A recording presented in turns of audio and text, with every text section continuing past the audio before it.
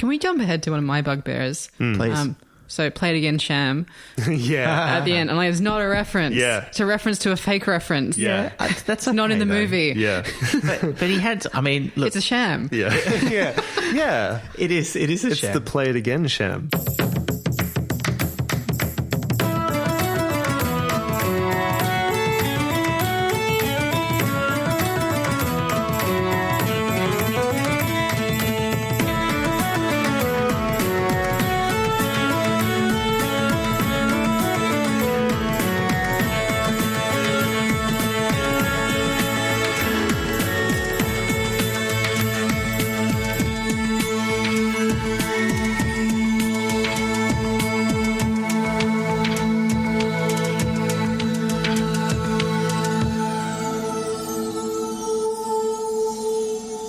Hi, I'm Elizabeth Flux. I'm Ben McKenzie. Welcome to Prat Chat, the monthly Terry Pratchett Book Club podcast. Each month we discuss one of Terry Pratchett's books with a special guest. This month we're discussing moving pictures. So basically, a bunch of film fans talking a bunch of flim flam.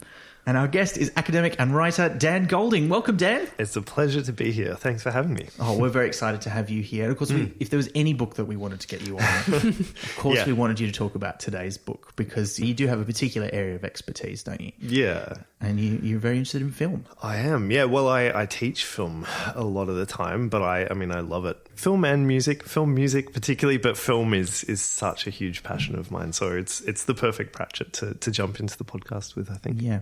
And look, listeners may recognize your voice from another podcast, The Art of the Score, where you discuss film scores. It's a great podcast. And actually, just to get this out of the way, we'll do the other questions at the end of the show. But someone did, when we made a call out for questions and announced you'd be on the show, just say, ask Dan about Star Wars music.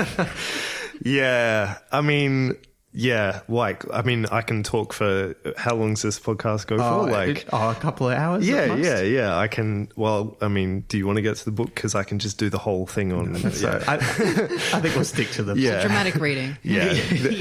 We'll just get you to read the score. Yeah.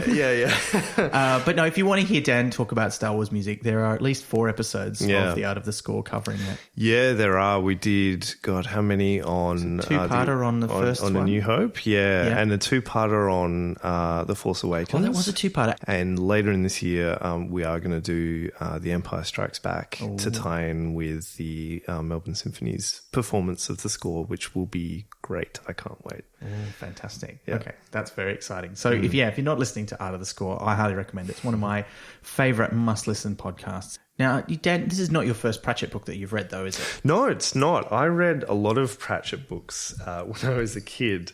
And, well, not a kid really, more like a teenager, I think. I didn't discover him until, I'd say, high school, probably. And I certainly haven't read them all. But I was going through the list, in the opening of the book, and realized that I'd read way more than I thought I had. If you'd asked me prior to this, I'd sort of gone, I don't know, I've read maybe 3, but looking at the list, I was like, oh yeah, I've read maybe more like 10. So, good. Yeah. No, but I mean, I love Pratchett. I love his sense of humor. I love the kind of embrace of knowledge that his books take, I think, the embrace of getting the joke and valuing that process. And is it mostly Discworld books that you've read? Yeah, entirely Discworld, I think, pretty much, yeah. Okay, cool. Well, we are reading a Discworld book today, and as we've alluded to, the book that we are reading is Moving Pictures, and we do like to start with a reading of the blurb. So from the more recent paperback edition, here it is. Alchemists have always thought that they can change reality, shape it to their own purpose. Imagine then the damage that could be wrought on the Discworld if they get their hands on the ultimate alchemy, the invention of motion pictures, the greatest making of illusions. It may be a triumph of universe-shaking proportions. It's either that, or they're about to unlock the dark secret of the Hollywood Hills by mistake. Oh, that's sinister. Ooh. I don't know. I like that blurb. We often... today's the first day we actually read all the blurbs to decide which one we'd read. And that one, it's creepy. I like it. Yeah, and often they just don't say the best bit of the book, which I wonder what the reasoning of that is. Yeah. But yeah, this one, I think it sums it up quite well. Well, I'm also glad that we read that one because the other one, reveals a couple of the jokes from the book. So we'll get to those in due course. Yeah, so it sort of opens on the imagery of space, which I have to confess that I got a bit over quite quickly. In terms of books starting that way, I prefer it when it's like death appearing over a thing. And then it starts talking about the fabric of reality, which is important to this book. And then after that, we are introduced to a new character, very briefly, who's the last keeper of the door who dies. Oh, yeah, Deccan Rybobe. Yeah. What a great name. Yeah. I was digging around for a pun, but I couldn't find one. So if anyone does... Yeah. I loved that his kind of sole responsibility was to train somebody else up, and he never got around to it. Yeah. We had to go to the lavatory. Yeah. Didn't he? Like every day? Like, and then do... But I think that's such a relatable thing, isn't it? That like you had sort of one thing to do to pass on your knowledge, and you just didn't really have time to do that because you were just doing all the other small things that life requires of you. Yeah. Yeah. You had one big plan. Yeah. Yeah. And, and he's stuck out in the Holy Wood where there's nobody else around because it's this sort of accursed place. Yeah, very lonely life. But it's very typical for a Pratchett book to begin, particularly a Discworld book to begin with someone dying, that kicking off the plot. And I think we mentioned that in a recent episode, and as this one started with another like person we'd never met before dying to kick off events, I'm like, oh, this is really a thing that he does, isn't it? Yeah. Yeah. But he's kind of a sad figure, the old Deccan. Yeah, he spent all this time alone, occasionally being brought fish from the distant plains, and then just dying alone. And as we find out later, no one really notices for months. I mean, and we always enjoy a Death cameo. One of the things I thought was really interesting about this is that Death kind of indicates he does know what's going to happen to Deccan after he sort of leaves Death, which is not normally the case. He sort of just says, well, that's none of my business. I'm just here to send you on your way. But this sort of reveals that he does know. It's just that he doesn't usually tell anyone or talk about it. So I thought that was interesting. We don't find out, but we get his reaction to finding out. Yeah. Don't we? I think. Yeah, we as the reader don't find out. But he yeah. seems quite satisfied that sounds about right. Yeah. But then the action cuts to Ankh-Morpork as the idea floats away and finds itself some alchemists who suddenly invent octocellulose, which implies there's some other kind of cellulose on the Discworld. And it's super flammable. Yeah. Which is the case for actual cellulose, right? Actual cellulose. Yeah, in fact, that's the plot of the finale of Inglourious Basterds, Tarantino's film. Right. With the fire in the theatre that sort of kills Hitler and his henchmen. Well, sort of anyway. Very dangerous. In fact, if I can digress weirdly. Please do.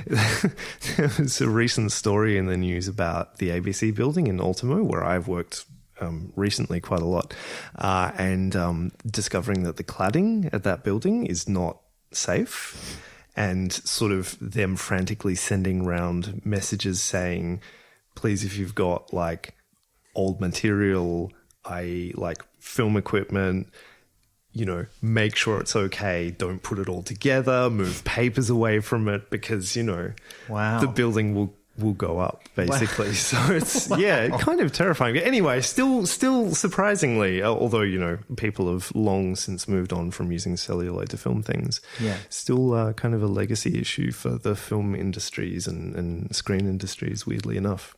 Film stock was used in theatres up until the 2000s. Cinemas I've worked at, I was there in the crossover period between them, so you'd see the upstairs cinema have the reel brought down for the downstairs screening of it, and it just would take two people because if it was a long film. So it's they're huge reels. Not long ago.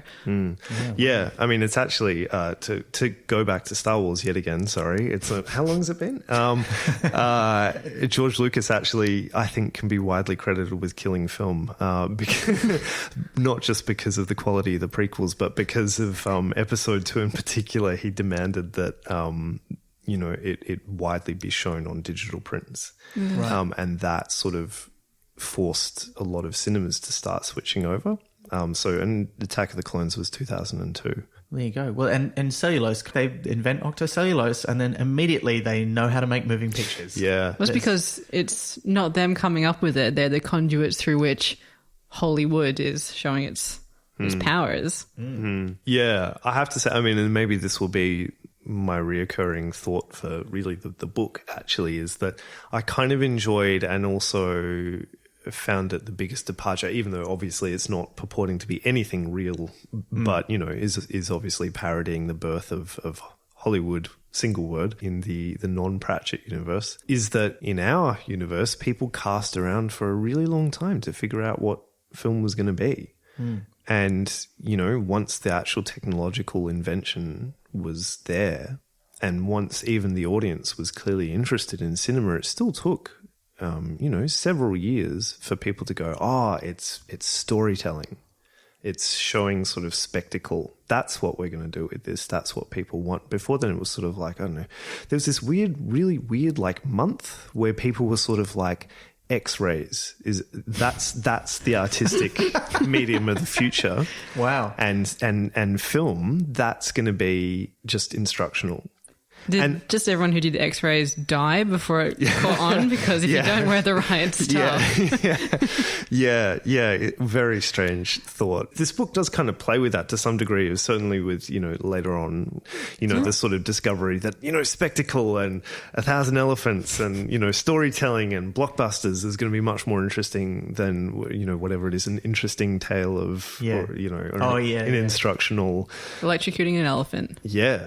Exactly. Imagine if that was just what film was now still. Like, it's time of the year to go watch the elephant electrocution movie. Yeah, horrific, Yeah, weird, isn't it? But it jumps very much from that very early days of film to the kind of golden age of Hollywood. And I just want to address the fact that I am very much the non-cinephile at the table, so I hope I'm using that phrase correctly. You know, when the blockbuster was invented and when the studio stars, movie stars came from, and they became a big deal. It's all in there. Plus Predator.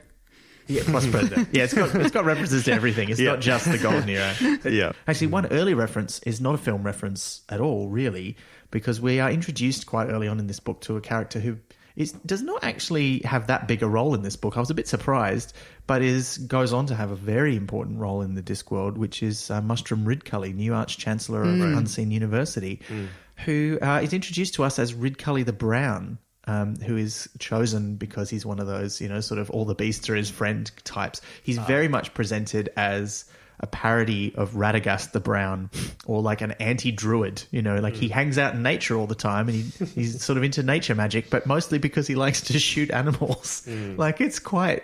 I'd forgotten his origins. It's been so long since I've read this book. He wants beer for breakfast and it like throws the bursar into like a tailspin as well. I'm really not that interested in anything actually to do with magic or wizarding. I loved his introduction, the discussion, you know, at the beginning, because my day job, I work at a university, where they say, in fact, I wanted to see you about one of the students, Master. And he says, students? Barked the Arch-Chancellor. Yes, Master, you know, they're the thinner ones with the pale faces, because we're a university. They come with a whole thing like rats. And I was like, yeah, I've definitely met, not necessarily academics, but administration people at universities who are sort of like, yes, students, that's what we have to do here. Yeah. That's unfortunate. And I just thought that was the most brilliant introduction. Yeah, I used to say that the only thing that was more bureaucratic than government was university. Because that was certainly my experience as a student and working in a university sometimes. So we do meet him. We meet, and we don't just meet him, we also meet a bunch of other characters from the university who go on to be regulars. But at the start, we really only meet the bursar, who never gets a name. We never find out what his name is. It's not important. But, you know, we progress quickly to the first screening of a moving picture, as they call them, in the Alchemist Guild. But the idea is already starting to find other people by this stage, including the mind of one cut-me-own-throat Dibbler, who seems perfectly suited to this mysterious idea that's floated out of Hollywood. He is the sort of archetypal early Hollywood producer, isn't he? For sure, absolutely. I mean, again, that's what I loved about this, is the playing with that, is that Hollywood, the town in our universe, I'm going to continue to refer to it as our universe rather than the real universe, because I feel that's doing a disservice to At least you Pratchett. Don't refer to it as the present and the past, like I found I do with Game of Thrones. I'm like, oh, back then. Right. But Of course. Yeah. The Hollywood was founded largely for financial reasons, because Thomas Edison was suing everybody who wanted to make movies. Oh, wow. Yeah, because he'd set up shop in New Jersey, I think, and, was using, the laws in the eastern states of America to control his patent, his moving image technology. And so people were like, well, California doesn't have such, he basically can't sue us if we move to the other side of the country. Wow. And also Hollywood had, great weather. You can film whenever. There's a whole bunch of different geographic locations, so that's one of the main reasons. And so cut my own throat, sort of seeing a business opportunity. I mean, that's how the real Hollywood was. I said real. That's all right. You're doing so well. How our Hollywood was created. So Edison's the university and wizards. Yeah. And, okay. Yeah. And the alchemists are all the don't sue us. Yep. Basically. Yeah. Mm-hmm. One of the other things I really enjoyed in this early part of the book too is how so many of the things we now take for granted as being part of cinema culture and film culture came much later. But the first time that they screen a film, someone comes up with the idea of popcorn. Banged grains. I loved that. That's almost my favorite part of this book is just the references to banged grains. Yeah. They've gone soggy. It's okay. It's dark. They won't know. Yeah. And having worked in the cinema, there was just so much...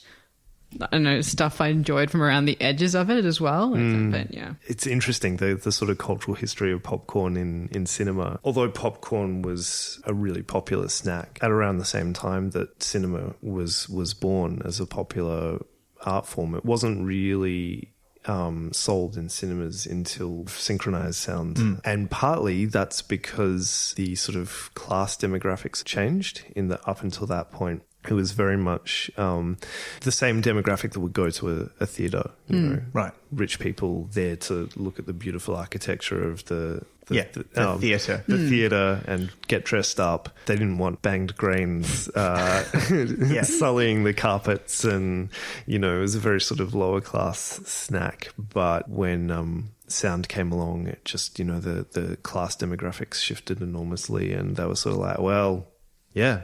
Let's get some popcorn in. And to go to your point of sort of popcorn not really being there at the birth of cinema, well, it was, but it just wasn't really encouraged. Right. And so, it changed. But I love that. Plus the sound would have drowned out the people eating it. Yeah. Although silent films were never silent. Sorry, that's like one of my bugbears. Yeah. No, absolutely. Yeah. But when we talk about films with sound, as you use the phrase, you mean synchronized sound, as in sound audio that is recorded to be played along with the film, rather than live musical accompaniment or anything else. Yeah. Can we jump ahead to one of my bugbears? Please. So play it again, Sham. Yeah. At the end. And like, it's not a reference. Yeah. It's a reference to a fake reference. Yeah. That's not in the though. movie. Yeah. but he had, I mean, look. It's a sham. Yeah. Yeah. It is a It's sham. the play it again sham. Yeah. Yeah. So maybe it's like a meta reference? Yeah, maybe. Yeah. I'd believe that. Yeah. Terry Pratchett. There's so many little references in there. We'll try and catch them all, but can you? It's like catching Pokemon in this book. Like there's at least 100 in here, and every time you read it, you catch a few more.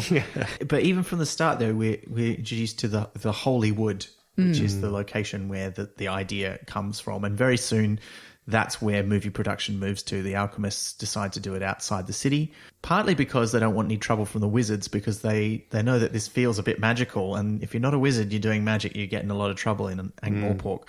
But if you go outside, you'll be okay. Although I love how much trouble they go to stress that it's not magical. Even they call it the unmagical lantern at one point, which I thought was great. Can I just quickly say, I have read this book before, but I'd forgotten literally everything from it except for Victor's exam strategy, which is to know everything so well that you can choose what percentage you get on the exam. Yeah. Because I remember coveting that really badly during uni. Yeah. And the other thing was Dibbler's subliminal messaging. Those were the two things I remember from this film. Oh, that's interesting, because I'd totally forgotten that Victor was even a wizard. I'd forgotten Victor entirely, which seems ridiculous. But you remembered the exam strategy. And the subliminal messaging. Well, maybe the exam strategy was a subliminal message. Anyway, I did like that. I also like the strategy of the university to overcome that, of just giving him one question, which is, what is your name? It's great. And is that a reference to Monty Python? Could be. I wouldn't be surprised. Like, it is, but maybe it's not deliberate. But that's because it's a classic. Yeah. Well, as somebody who sets exams, I enjoyed the dedication to thwart the desires of the students.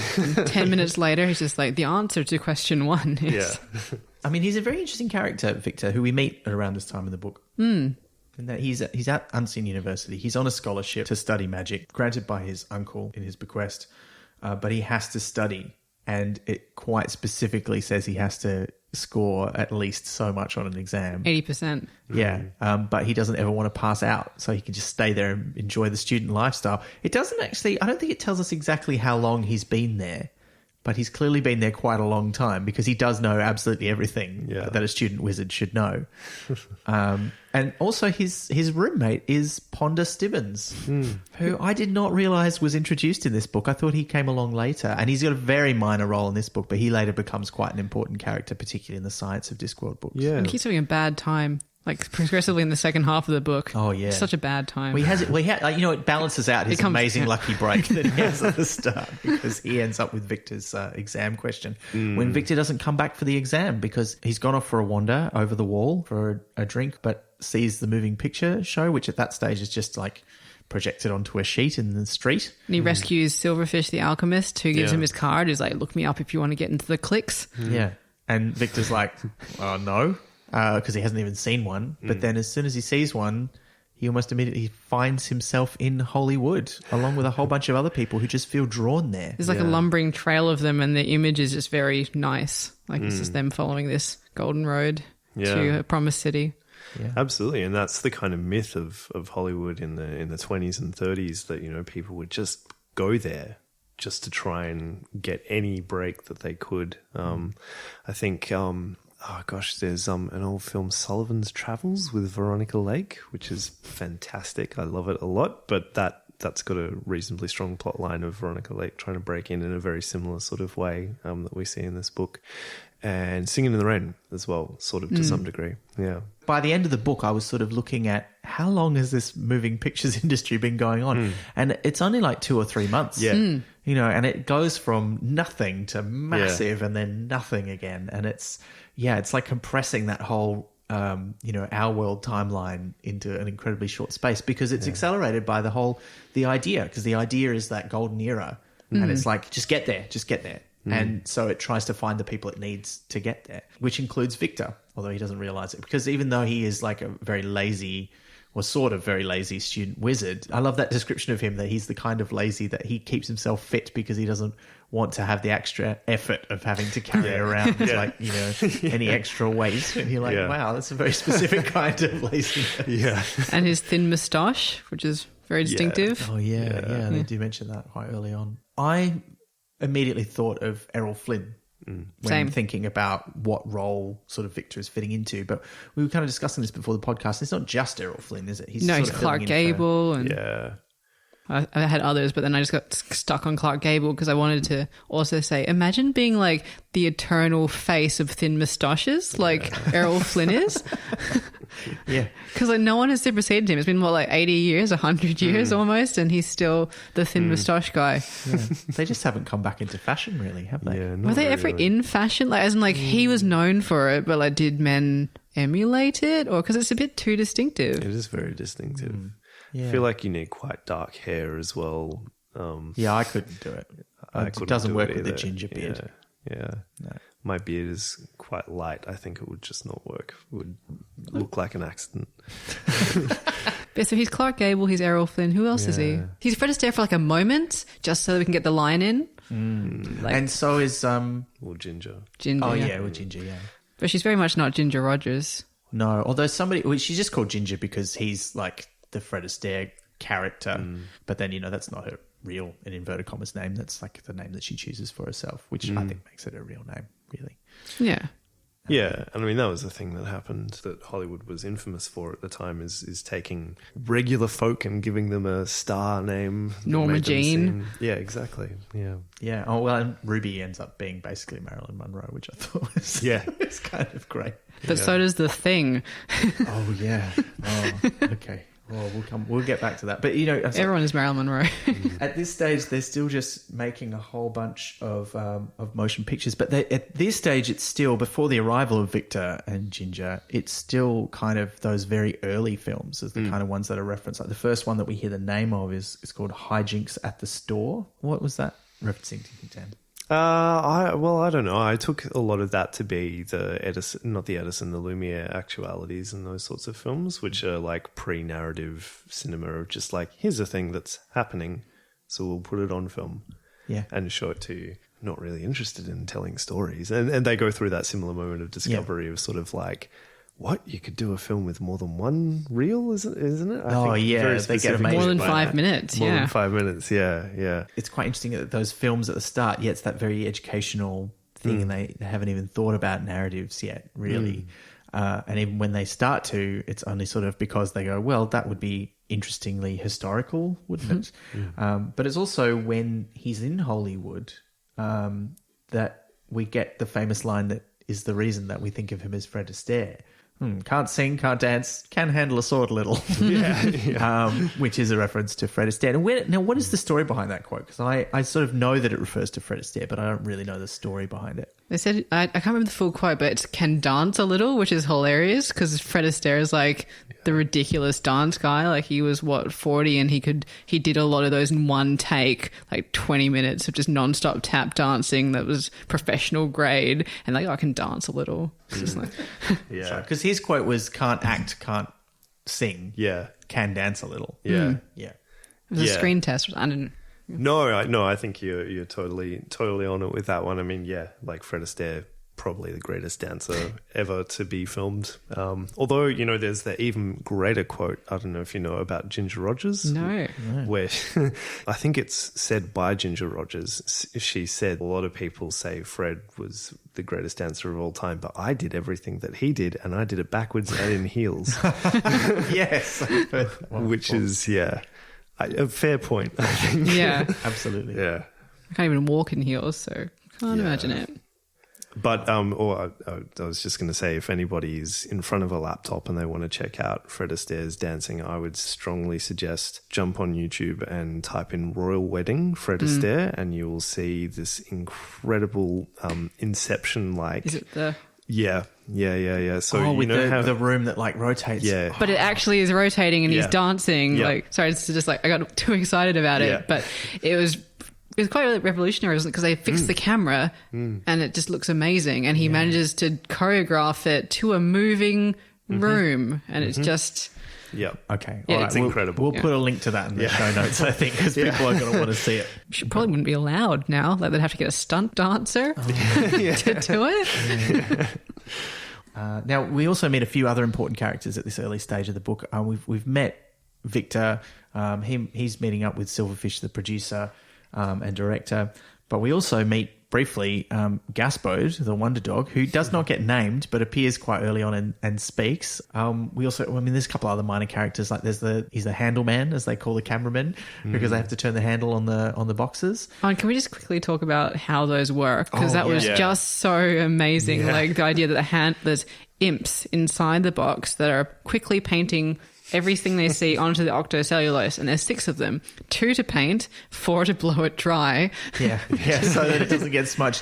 And the handle, like, why is the handle going around? Because it's got whips on it or strings to like whip them into doing it. Make them do it faster. Yeah. Makes the clicking sound, I assume, the whips, right? And I was like, is this like a way to get in all the early Hollywood animal cruelty, like, as much as possible? Because, like, how many animals die? Like, horses copped it possibly the worst. Yeah. Because they got maimed too. Yeah. It was Doris Day in The Man Who Knew Too Much that actually...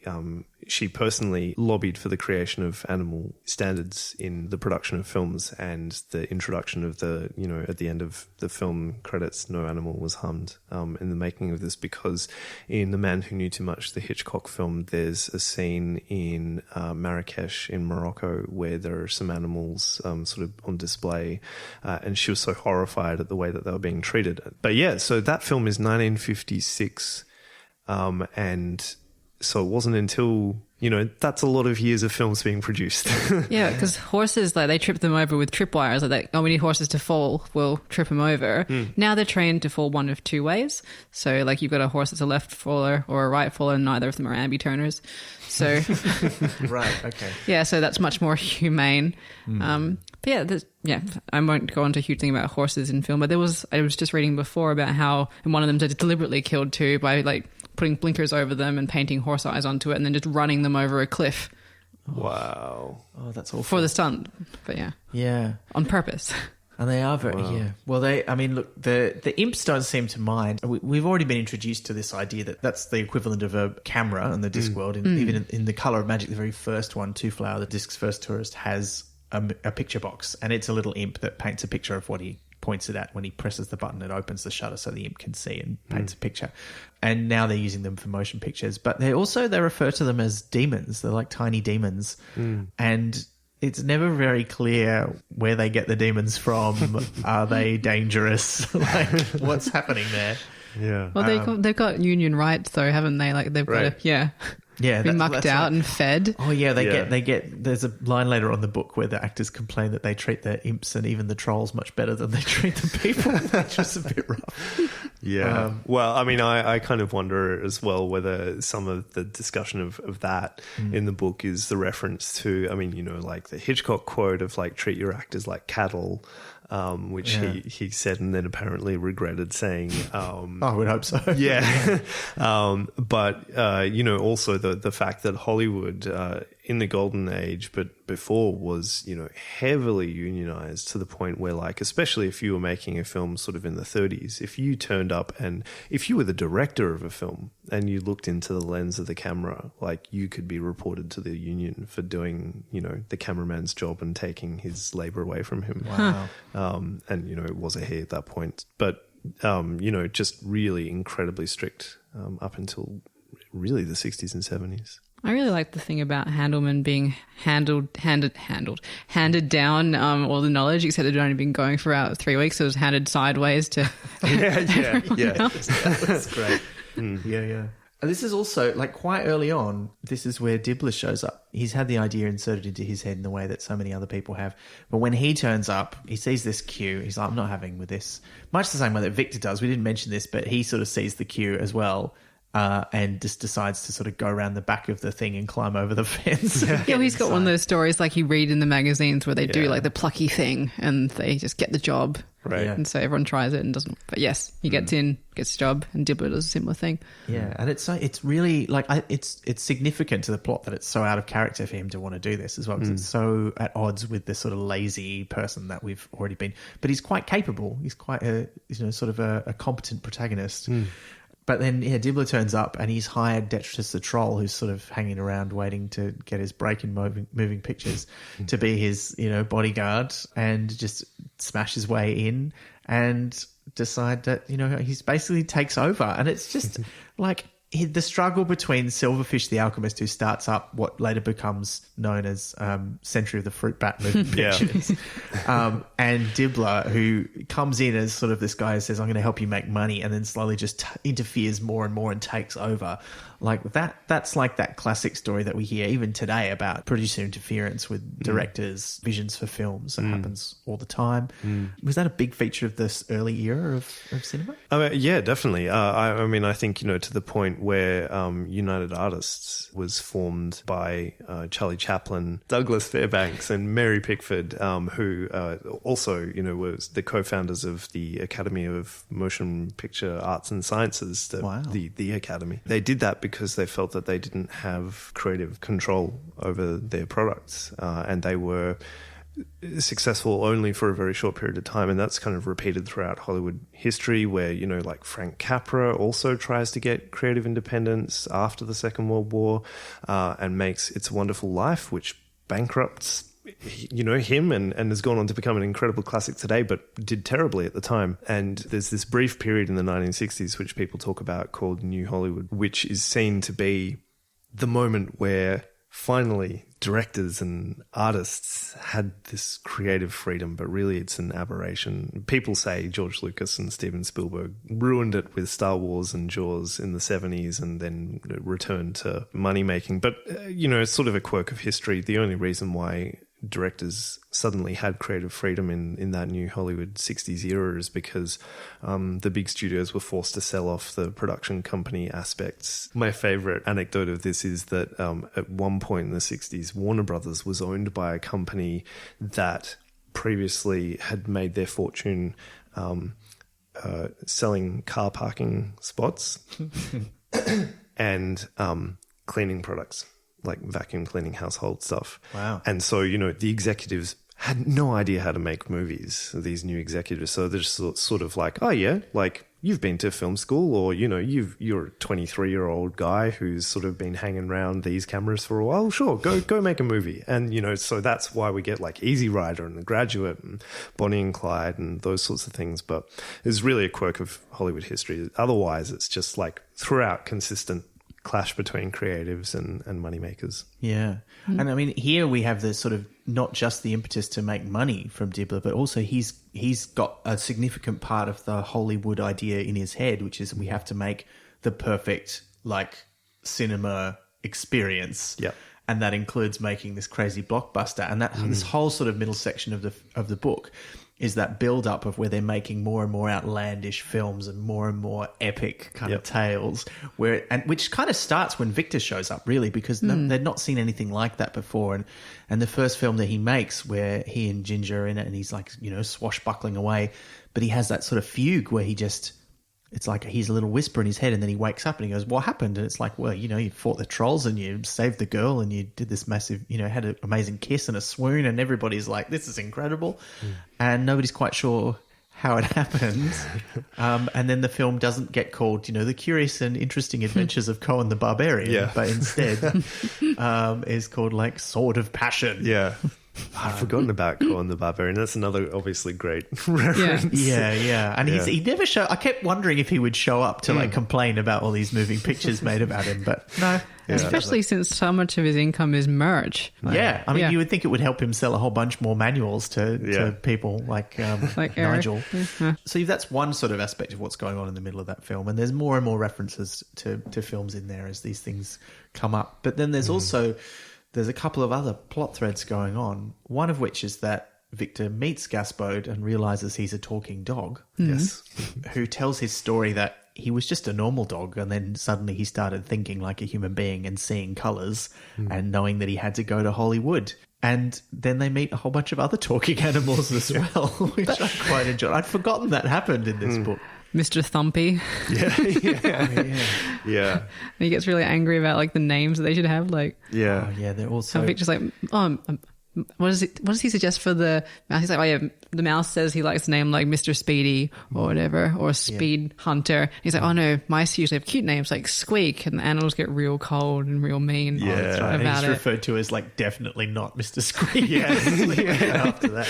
Yeah. I love the kind of insinuated resentment that the animals have, or at least kind of like mild inconvenience of sort of being, like, well, like we lived very normal lives and we didn't have to think about people's names, and we didn't have to think about knowing things, like, or the feelings of someone we were trying to eat. Yeah. Oh yeah, because the cat can only eat fish now because it doesn't sort of say things. Yeah, they don't talk back. Yeah, and it's I found that really interesting because it was like, well, because when did animated films sort of become a big deal? Because the first Disney film, Snow White, that was like 1930s. Is that right? Yeah, but Disney had been producing shorts up until then. The reason why Disney is important, I mean, there'd been animated films since the very early 1910s, like the first decade. What do you call it? 1900s, I suppose, like 1905, 1906. The noughties. The other ones. Yeah, the other ones. The non-noughties, yeah.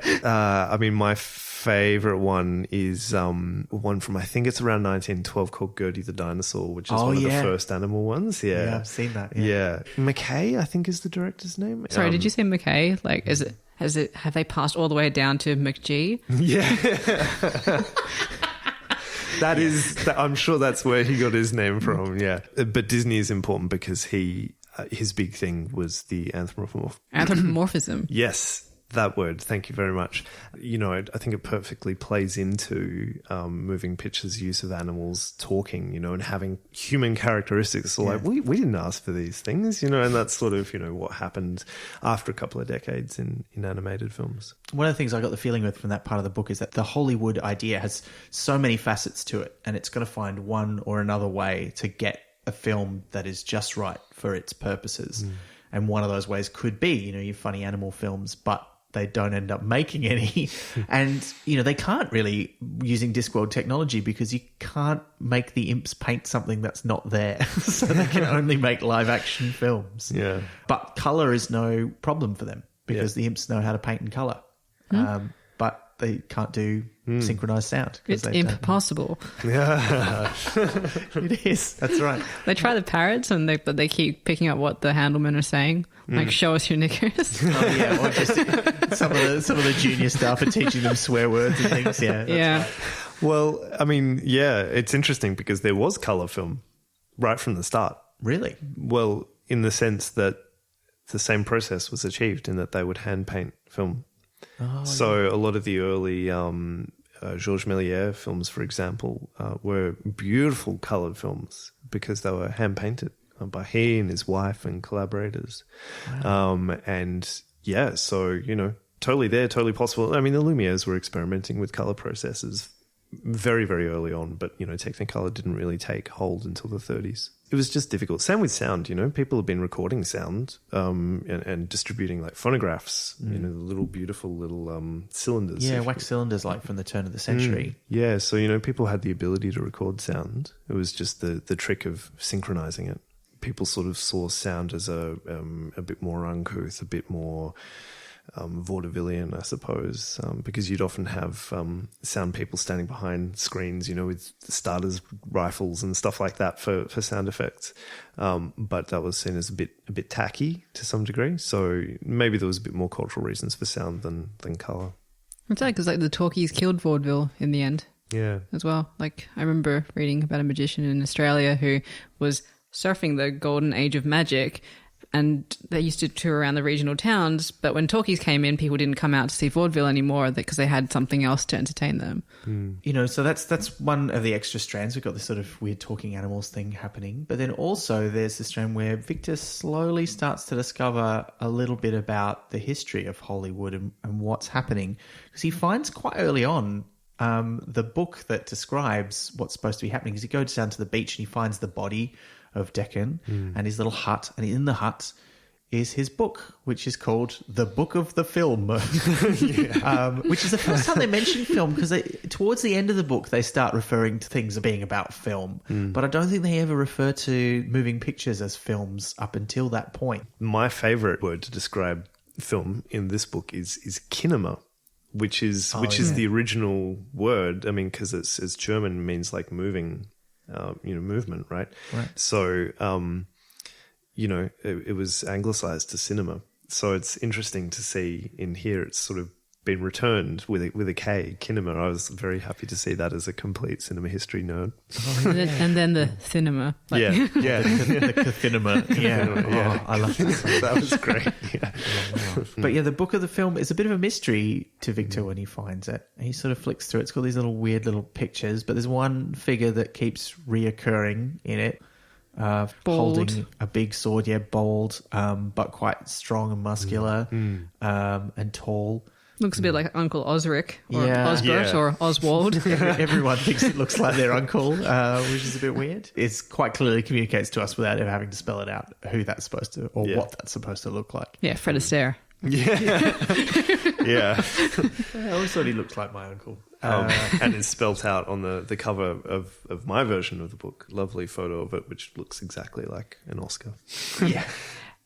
That's a very good cover in that it sums up a lot of the book very succinctly. I particularly like the way it's got the tentacles on one side and then the film strips coming out in the same shape as tentacles on the other side. I thought that was great. And actually, we probably should talk about the cover of the book because now it's so titsy. We're at the part, and we've talked about this art that it's Josh Kirby's art style, but it's particularly like they do mention that she doesn't always wear very much, Ginger, when she's in the films. But I think he really took that and ran with it. Did, yeah. See, I spent a lot of the time, every time I put the book down between reads, I was like, so titsy would just go through my head. But when we got to the bit about the posters and how they talked about how she's got more than several women have, I was like, maybe this is like a poster. Like it's supposed to be a poster for, I know it's not quite, but it's... because it's got, the other characters shooting the film. But this is like a poster for moving pictures. Oh, yeah, true. So she's like done up in like the ridiculous way. And like, obviously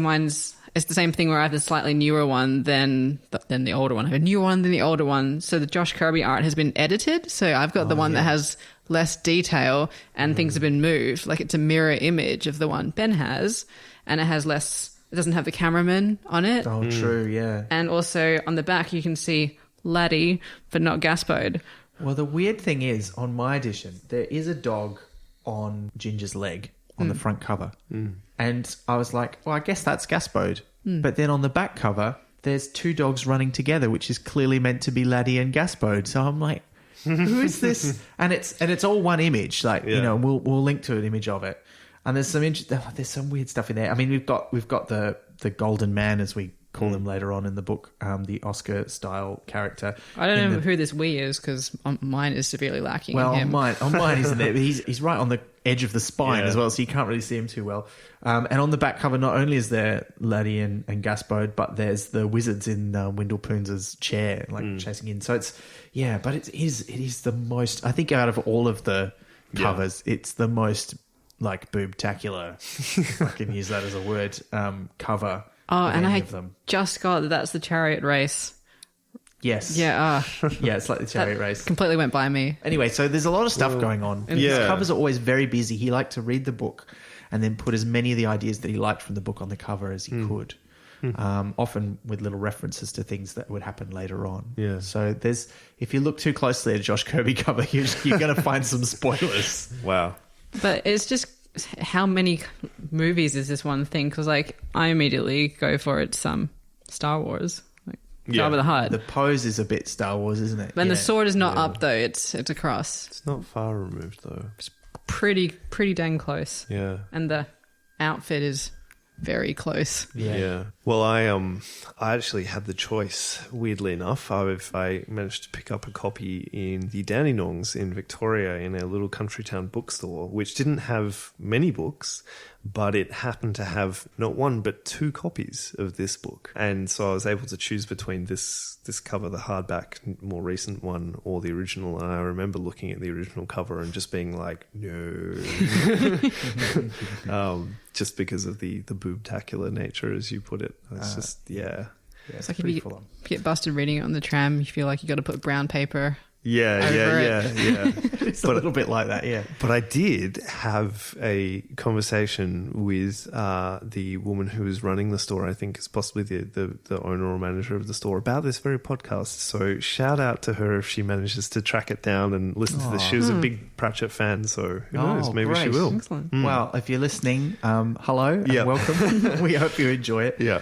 Actually, one other thing that's worth mentioning, the original cover, which has the same illustration as my edition, has a different logo, and it actually has moving pictures written across the front in very much the Superman style block font. And that font I agree, it's mostly Superman, but it's also a bit Ben-Hur, or the original Ben-Hur. Well, not the original, because there's been about 16 adaptations of that, but the 50s epic, the famous Ben-Hur, one. And I've never spotted the watch. I looked every time. Like, in the rowing scene, there's supposed to be a guy wearing a watch that gleams off, the sunlight gleams off it in the background somewhere. Is that that's what happens? I did the start-stop thing as a child to be like, I'm seeing this watch that I read about in a book. And do you know where I first saw Ben-Hur though?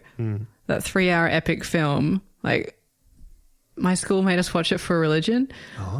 Which is definitely phoning in. Like, what are we going to teach the kids? Oh, we've run out of religion to teach them. Let's just put on Ben-Hur for the next term. Because you'd watch it in 40-minute increments, but have to rewind a bit each time. It's reminding previously on Ben-Hur. Yeah. Right.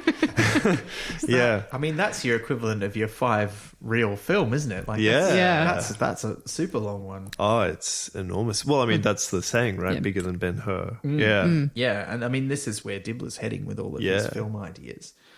there's just so much happening in the middle of the book, but it's all kind of delightful as everybody's on their sort of different trajectories and they're slowly figuring out what's going on. But the only ones who are really trying to figure out what's going on really are Victor and Gaspode and eventually Ginger as well, but she's caught up in it in a different way. And also the bursar from a long way away. Oh, that's true, because what happens in the university is there's a weird noise that annoys Mushroom Ridcully, and they don't really know what it is, so they decide to find out. And it's this weird sort of urn contraption, which has these little elephants hanging off it, and it's spitting out these little clay pellets. Invented by Richter, who liked to count things, which is very good. Great. His Richter scale. But I found it really interesting because they find out that it measures reality, and if reality is going like haywire, then it will maybe spit it out like a little bit, like dribble a ball out of an elephant's mouth, and it's just shooting it off like a gun, so something's really going wrong. But I found it really interesting because there's a Chinese earthquake predictor that is actually an urn. I remember it as being frogs with balls in their mouth that would drop down, which is a horrifying image now that I have said it like that. Yeah. But so frogs around an urn, if there was, however the things dropped, basically told you how bad the tremors were and would give you an idea that was going to happen. We looked it up, and it's apparently the original was dragons, but the principle. Well, the one that Pratchett was aware of, it was from the Han Dynasty, and it was little dragons, and it measured an earthquake while it was happening, and the idea was that they would drop out of the dragon's mouth in the direction that the earthquake was coming from, so that you knew where the earthquake was happening. I'd never realised that until you mentioned it. You learn weird things in Chinese school. Yeah, right. And strange poems. Yeah. But everyone's plots are happening, and Ginger's got some weird stuff going on. Well, she doesn't know that anything is happening initially, but then one day Victor's walking out on the dunes with Laddie, the wonder dog, who gets brought in. We haven't mentioned Laddie yet, have we? No. But Gaspode never gets a job in moving pictures, but they do have the idea that, hey, wouldn't it be great to make a picture about a dog? Everyone loves dogs. And so they bring in this trained wonder dog named Laddie, who cannot speak like the other animals that have been lured to Hollywood. Laddie's just been brought in because they're super well trained and very, very highly bred, sort of beautiful border collie style, lassie style dog. The first film that Victor and Ginger did together has gone surprisingly well, despite the fact that they've been fired and told they'll never work again in this industry because they dared to have lunch. So she's gone to go work in the terrible Hollywood canteen kind of thing. Yeah. And he's sort of taken on a job holding horses, which is also an act. So they're both doing quite badly, but they sort of find each other, and then they're on the dunes like Ben described, and that's when Dibbler, who's been hunting for them everywhere after seeing this film's gone well because of their chemistry, finds them and says, okay, well, I'll let you, I'm being generous, I'll let you work again for $1. And then just a voice from their knees goes, $15. And that's when Gaspode becomes an agent instead of a star. Yeah. And I quite like that it's the blockbuster. Sort of passion becomes this because we have that scene in Ankh-Morpork with the Odium, which is such a great pun name. Or the Odeon, and he opens the door and he's like, they're around the block. There's all people lined up down the street to see the film. Yeah, I love the play on the cinema names. And again, as a cinema worker, I loved it. Yeah, great. Yeah, because people get it wrong a lot of the time, but he got it right how it is to work in a cinema. Yeah, so you don't just sit there watching the films. No, you've got stuff to do. You got to make banged grains. All the time. Make sure the film's running okay. Yeah. One of the people who goes to see the film is the librarian, who sees, I forget if it's, he definitely sees Sword of Passion, but I think it might be a slightly later film, where he sees something in the background, because there are ruins in Hollywood, and some of them appear in the background of one of the films, and he thinks he recognizes some of the pictures, and he's become obsessed with the films like so many people in Ankh-Morpork. And the librarian, in case anyone's joining this is their first episode, is not a human being, but an orangutan who works as the librarian in the magical library of Unseen University. And so he thinks he recognizes these symbols. He thinks he's seen them somewhere before, but it's just, I really enjoyed his love affair with the cinema and how he's come up with his own story for a film. Oh my God. And it's in a footnote. It's just so good. The librarian loved the clicks. They spoke to something in his soul. He'd even started writing a story which he thought would make a very good moving picture. And then the footnote is, it was about a young ape who was abandoned in the big city and grows up being able to speak the language of humans. And that's, that's one of a few of these things where they invert the story. And it's just one of those weird things where you're born at the time that the spoof is more popular than the thing that it's spoofing. So for me, I'm like, my first instinct is, it's George of the Jungle. But it's Tarzan. Yeah. Not the only Tarzan reference in the book either. There's another great one towards the end. Yeah, so there's all that going on. The librarian's starting to look into it. Victor's starting to look into things. There's a reference, actually. You mentioned Gaspode sort of negotiating. There's and he coaches him later on to say, okay, and when you're talking to Dibbler later, right, you've got to, what's the phrase? And he goes, and the percentage of the gross. Yeah.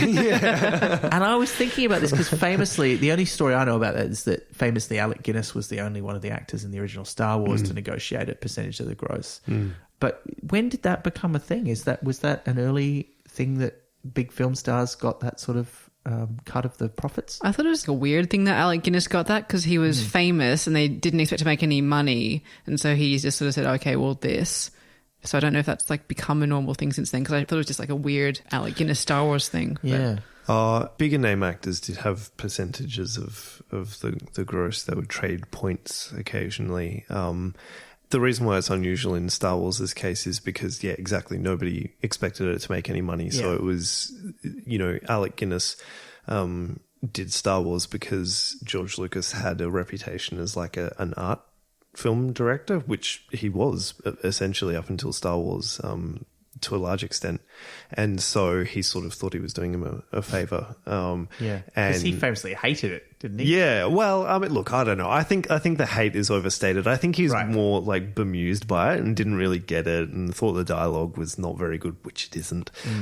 As a lifelong Star Wars fan, it's not. I mean, the famous story with Star Wars with point trading is that Lucas and Spielberg went on holiday to Hawaii before Star Wars opened, and it was just, I think, after Spielberg had finished making Close Encounters because they were released in the same year, and they sort of bet against each other that, Spielberg said Star Wars is going to make more money, and Lucas is like, no, Close Encounters is going to make more money, and they're like, the winner wins a percentage of the higher grossing film. So Spielberg, I think, still has 1% of the original Star Wars, which he could probably, like, if he didn't make a single other film for the rest of his life, he could retire on that. So no wonder he can just make whatever film he wants. Yeah, exactly. Yeah. And put E.T. into the Star Wars universe. Yeah. That was like a quid pro quo arrangement, wasn't it? Because Yoda and E.T. Exactly. I think I learned that on The Art of the Score. Oh, really? Oh, well.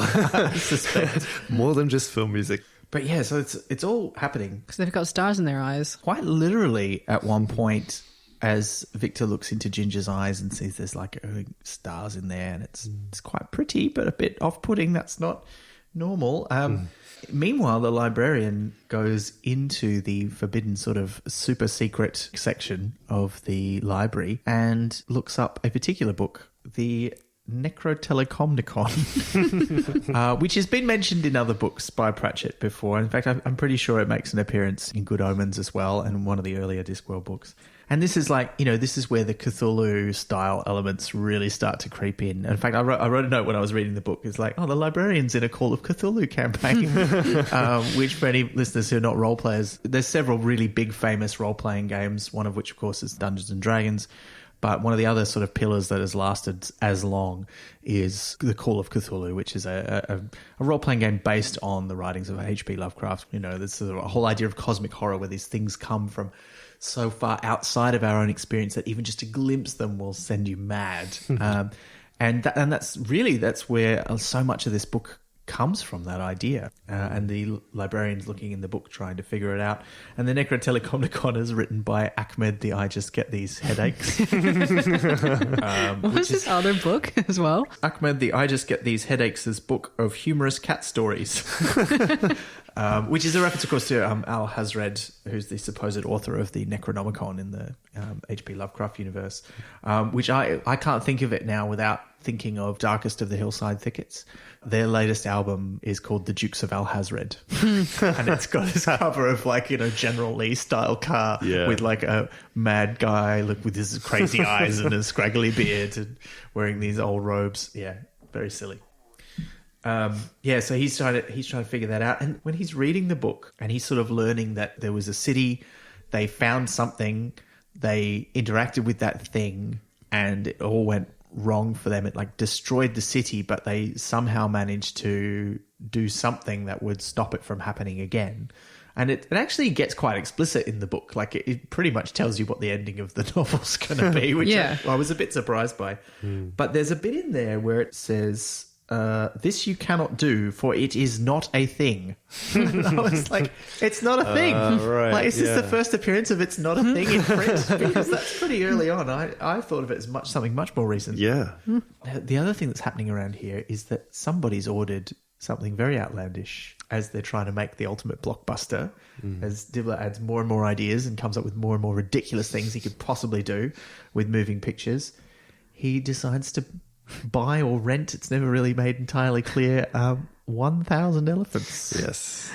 That becomes a little recurring kind of subplot in the book of these dudes out in the plains where the elephants live on the Discworld, trying to gather up 1,000 of them and bring them all to Ankh-Morpork, because it's like no one ever wants to buy 1,000 elephants. This is intense. And there's that one guy who's like, this is what I was born to do. Yeah. I really like how the guy comes, like the guy comes out to his assistant and he's like, "Oh, how many elephants do we have?" As though he like thinks maybe they've got 1,000 just hanging around. So I don't know, 3, 4, maybe.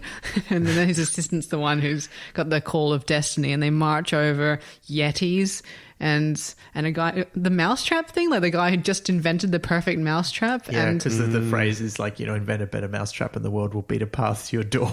And it turns out the elephants do just that.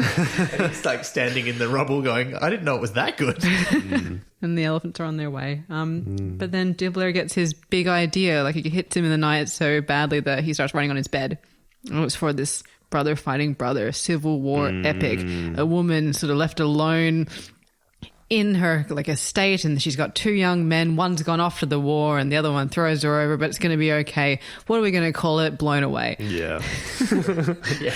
Yeah. And I love that he's that conference with the other people making the film where he's just like, trying to explain the plot. Yep. It just goes on and on and on. Yeah. And they're like, what? This doesn't... What?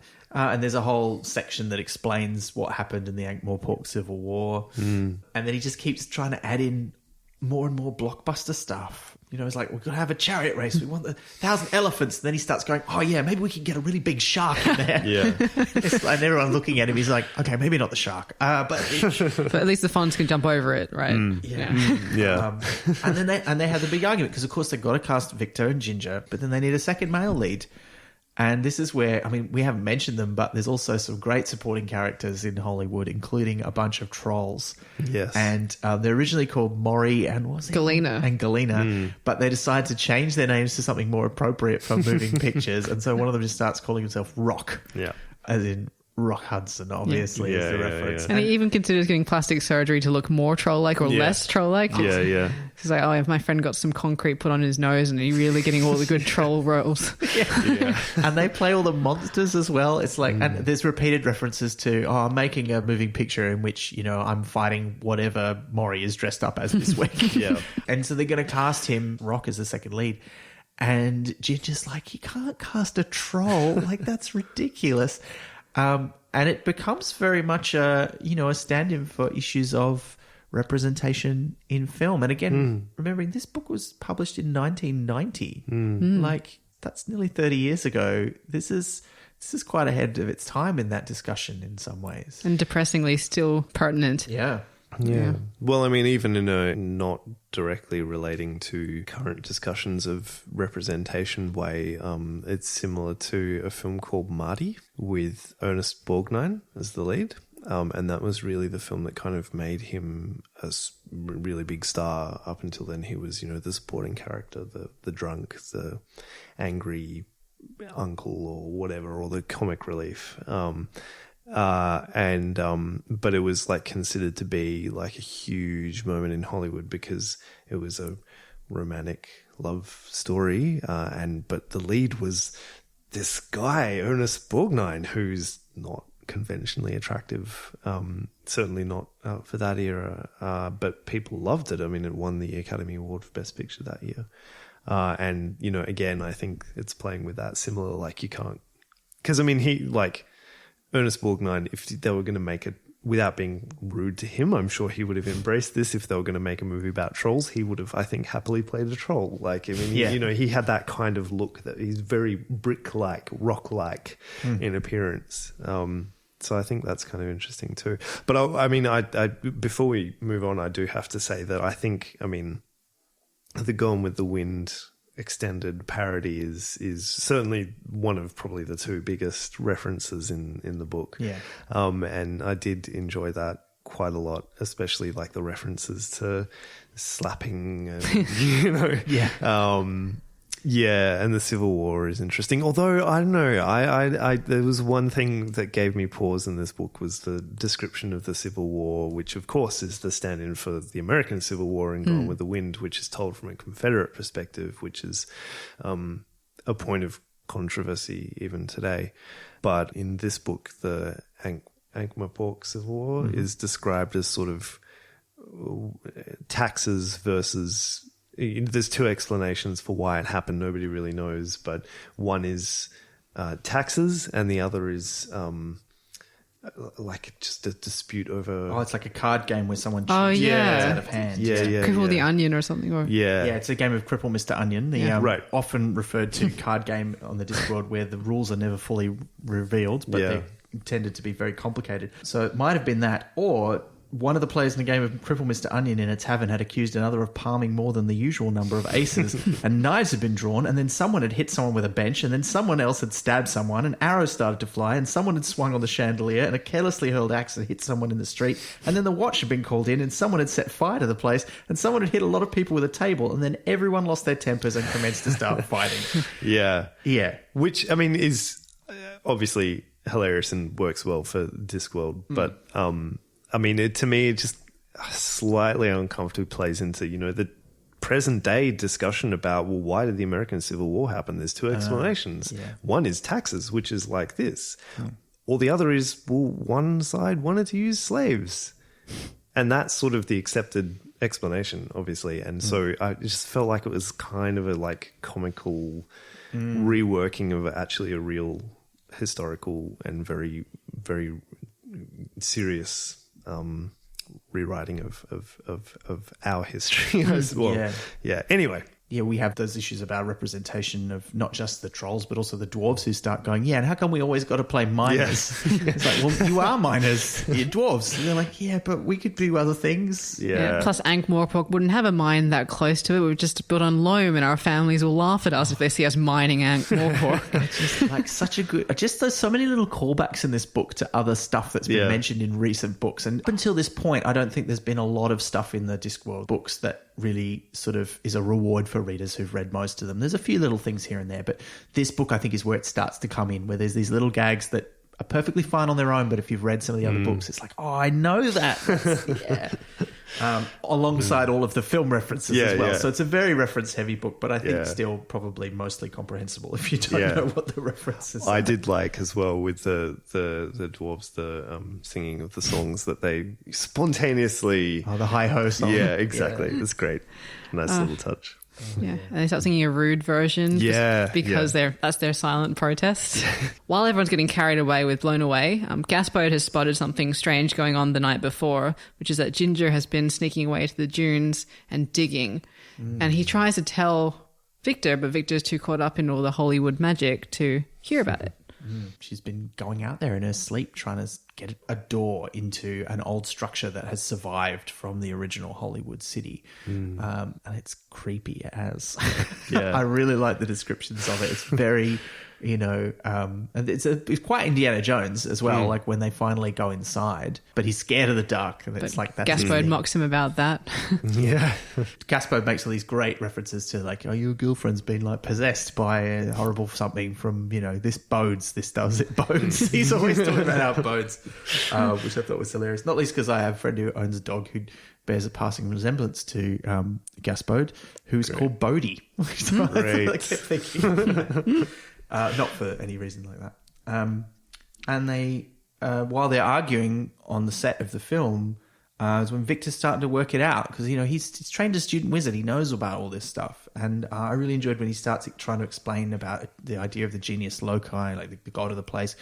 But he talks about how Hollywood is different to other places. There's a great quote that I wrote down, which I just want to read out. Everywhere else, the most important things are gods or money or cattle, but here, the most important thing is to be important.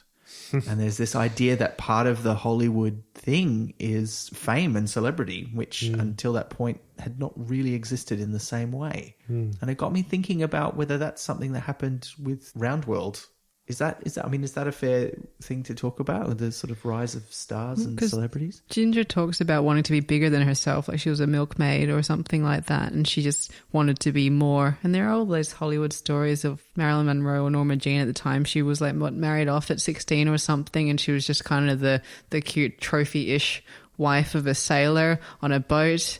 And that's when she started to realize that people were interested in her, and then slowly she just boomed in fame, and it was kind of like those stories of like rags to riches, but not quite. Yeah, definitely. I think media changed the nature of fame dramatically. Apart from anything, it's the thread that really runs through the whole book, which is reality, being able to capture somebody's likeness to the degree when you can recognize them. Yeah. Without ever having met them, which is a different kettle of fish to simply having a very accurate painting. Film theorists talk about an index, like indexicality, like a marker of sort of presence that somebody has actually stood in front of the camera. And this is why it's interesting that the demons sketch the paintings as I think you said before, Liz, like it's not reality in the same way. And that's really interesting because the thing about film and about photography is its relationship to, this idea that somebody has at some point stood in front of the lens, there's been a chemical reaction and has created an indexical likeness of them, and then we see them and we sort of feel like we're seeing them in a similar manner as if we were actually standing in front of them, and creates that sense of realism or reality. And so that kind of thing changed the nature of celebrity and fame. But it's also interesting with the leaking of reality in this book as well. I think it's all tied up really quite interestingly. And I'd argue that because they talk about how they don't really realize that they're celebrities until they go to the screening. And there's that interesting comparison that they make that the patrician's there and he works really hard and he does all this important stuff, but people don't recognize him. They recognize the two film stars that are with him. And they have a line in there about how even the best thespian would not be as famous because it's that familiarity you're talking about. Yeah. And I'd argue that now, because we had cinema create a new breed of celebrity, now it's kind of morphed with the internet and Twitter, which celebrities are progressively obliged to have. There's another level of intimacy, again, that we feel like we know people and yet it's another role they're playing. So. Yeah, and I mean, that's that recurring theme throughout the book as well. They sort of express it as the difference between what's genuine and what's real, which comes about when they're making Blown Away and they decide they're going to make a model of Ankh-Morpork and it's going to look more real than the real thing. And it does when they make it, even though it's all made out of sackcloth and bits of wood and painted on. I thought that was really interesting. And I think, that moment where Dibbler realizes that he's not as famous as you were saying is really like, it reinforces who his character is set up to parody, especially with Gone with the Wind, in that I think reasonably explicitly he's supposed to be a parody of the archetype. The most well-known of these is David O. Selznick, who was the producer of Gone with the Wind and the most sort of famous creative control producer in all of Hollywood, to the degree, and self-aggrandizing. I mean, in Gone with the Wind, they burned down the actual house, for the film, to the degree where Alfred Hitchcock. Selznick brought Hitchcock to America, and they had a really fractious relationship because they're both control freaks, basically. But in North by Northwest, Cary Grant's character, he's got a middle name of O, and the joke in that film is that it stands for nothing. And that's meant to be a pot shot at David O. Selznick, and that this O in his name is just a blank self-aggrandizing signifier. Oh wow! And so I think that's very much what Dibbler is sort of like. He wants that fame, he wants that notoriety for himself, as much as for anything, as much as profit too. Yeah. And while they're at this screening, back in Hollywood, everything's been covered with the fog, which they've just escaped, and Victor and Ginger are freaked out when they enter the building, not just because of the fame that they're experiencing they didn't know they have, but because of the parallels with what happened the night before, which is where they went in through the doors and they found what we later find out is the thinema or the cathinema. The cathinema. So basically it's a moldy version of a theater or a cinema filled with dead people staring at a screen. Yeah. And there's just this figure covered in dust that looks a bit like someone's Uncle Oswald. That's where, Victor finds Ginger standing behind the screen holding up a torch. And this very much sort of recalls the dream that she recounts to him, where she talks about, okay, so there's this mountain, and it's not really kind of a normal mountain. Paramountain. And then there's these stars that sort of fly around it, and then one of them comes down, and then there's all these lights shining in the sky, and then there's a woman holding a torch, and then there's this weird noise of like an animal roaring, and you're like, so it's all of the intros for all the major film studios. Yeah. But then all those bits of iconography are an important part of the ritual and the magic that has been holding Hollywood back in one way or another, although we don't quite find that out yet in the film. And they think that she's going in there trying to wake up this guy on the slab, and that's going to destroy everything. And yet, as you say, when they go to the big screening of Blown Away in Ankh-Morpork in the Odeum, which has been completely done up and is starting to look a lot like the Cathinema, it has a hypnotic effect on the people watching. They just can't tear their eyes away from the screen. And we have to do a quick gloss over the wizards have had a delightful journey sneaking out, like the senior wizard sneaking out to go see this sort of lesser thing for intellectual reasons. Oh yeah, because up until this point they've not been interested at all, and then they start sort of thinking about it, and they see the movie poster and they recognize that it's Victor, and they know that he's a student there, and they make some excuses to go see the film. Because it wouldn't be good for the faculty to be seen to be watching popular entertainment. So. It was just for learning. As they blag their way in, pretending not to be wizards. But one of my favourite bits is that they pretend to have false beards by just getting some little bits of wire and twiddling them into their real beards, so it looks like they're wearing false ones. Yeah. Oh, it's hilarious. Yeah. As well, like that scene with the cinema and that really sort of ghoulish, quite creepy scene. As well, I think it intentionally recalls the way that people often talk about film as a literal enactment of Plato's cave. With the myth of the cave, the idea that Plato used it to suggest this idea of pure form, that we only see shadows of actual happenings, and people of course have taken this to be a metaphor for cinema or even literalization of it. And so, seeing it in that play with the screen as sort of what's behind the screen is, I think, really, that's the way that a lot of people have talked about film over its history. Yeah, which is really interesting to see that play out. Yeah. And Victor's really saved by Gaspode, who's been fighting against the loyal dog trope. He's just eating out at Harger's House of Ribs, which has been strongly advertised throughout the film. Or tried to be. Actually, we kind of glossed over that, but Dibbler he has to finance the film somehow, so he just sells advertising.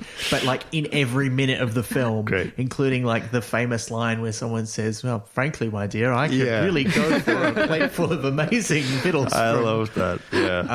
Yeah. And the banner like that gets the nephew / director gets rid of, where instead of like a heraldry thing, it's It's just all about Harga's House of Ribs and the fireworks that I'd rigged to go off to say like House of Ribs, something like that. Great value. So good. The dog comes up and Laddie, who's gotten all the credit for being the wonder dog and saving things, is barking furiously. No one's listening. It's not till Gaspo does that thing where he just puts his cold nose on Victor that he wakes up and sort of manages to wake up Ginger. Yeah, and they realise that it's all going wrong. And it goes even more wrong because suddenly something's climbing out of the picture screen. And not just anything, because it's the thing that was on the screen at the time, which was giant Ginger. And it's clearly, like, they never quite say how big this screen is, but when she first climbs out of the screen, she's like, I think 10 feet tall or something. Like really. I think they do say that she's 50 foot tall. Yeah, she gets to that. She gets bigger once she leaves the cinema, I think. Yeah. But yeah, she gets fit, just like the Attack of the 50-Foot Woman. Yeah. Yeah, and this is where this is the kind of real climactic scene of the book when the creatures come out, and because once they start coming out of the screen, that kind of breaks the spell, because these people watching the film and paying attention and being wrapped by it is the thing that gives the things on the other side the power to come through, because all through it's been these nameless, shapeless things from the dungeon dimensions that have been looking for a way in. And the idea of Hollywood itself is not necessarily evil, but the way that it weakens reality by creating this whole unreal reality of cinema is what gives them a way to get into the real world. And I love that as an idea, to tie those two things together. For sure, absolutely. And it's, that same thing as well with, the beauty of film is that it shows us danger and spectacle at a remove, in that the screen is what enables and also limits film simultaneously, and that it shows the amazing spectacle, but and we want it to engulf us. Even in the book they talk about, if only we could add sound, and this sort of that, I mean, that's throughout film history, even today, with sort of like, well, 10 years ago, let's add digital 3D, and today with 4D cinemas and Aldous Huxley's Brave New World feelies. Yeah. Or in even in Blade Runner, the mood organs and stuff like that. But this idea that we want to be engulfed by cinema or VR, the same sort of urges. But it's like, but if it became real, it would actually be horrible. So it's great. I think that's just, that thematically ties everything together with the breaking of the screen moment. And they finally use Chekhov's octocellulose.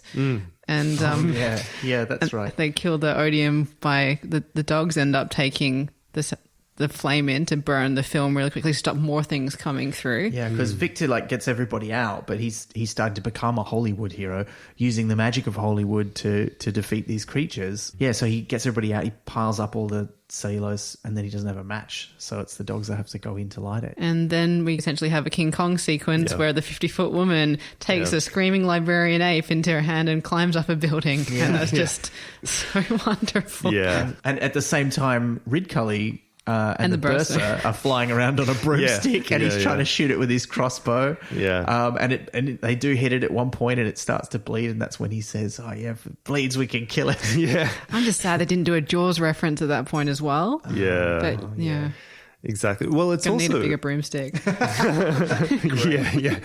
It's a bit Ghostbusters as well, which in itself is a reference to King Kong, but with the Stay Puft character of sort of the accidental, hilarious monster. But I mean, as soon as I realized that's what was going on with the King Kong, I was like, "Where's the line? When are we going to get the line?" Between all of them, they managed to knock it off the tower, and it tries to find the form that will survive a fall, and ultimately discovers that's a corpse. And one reference I found when I was reading up about the book that I didn't realize is that Death appears, has a little tiny cameo at this point to reap the soul of the thing, and he says, "You belong dead," which is a reference to the Boris Karloff Frankenstein film. The Bride of Frankenstein. At the end he says, "We belong dead." I mean, that's great film as well, but I was expecting 'twas beauty that killed the beast, and they do that relatively straight with the great no, it was the fall that which is a great addendum.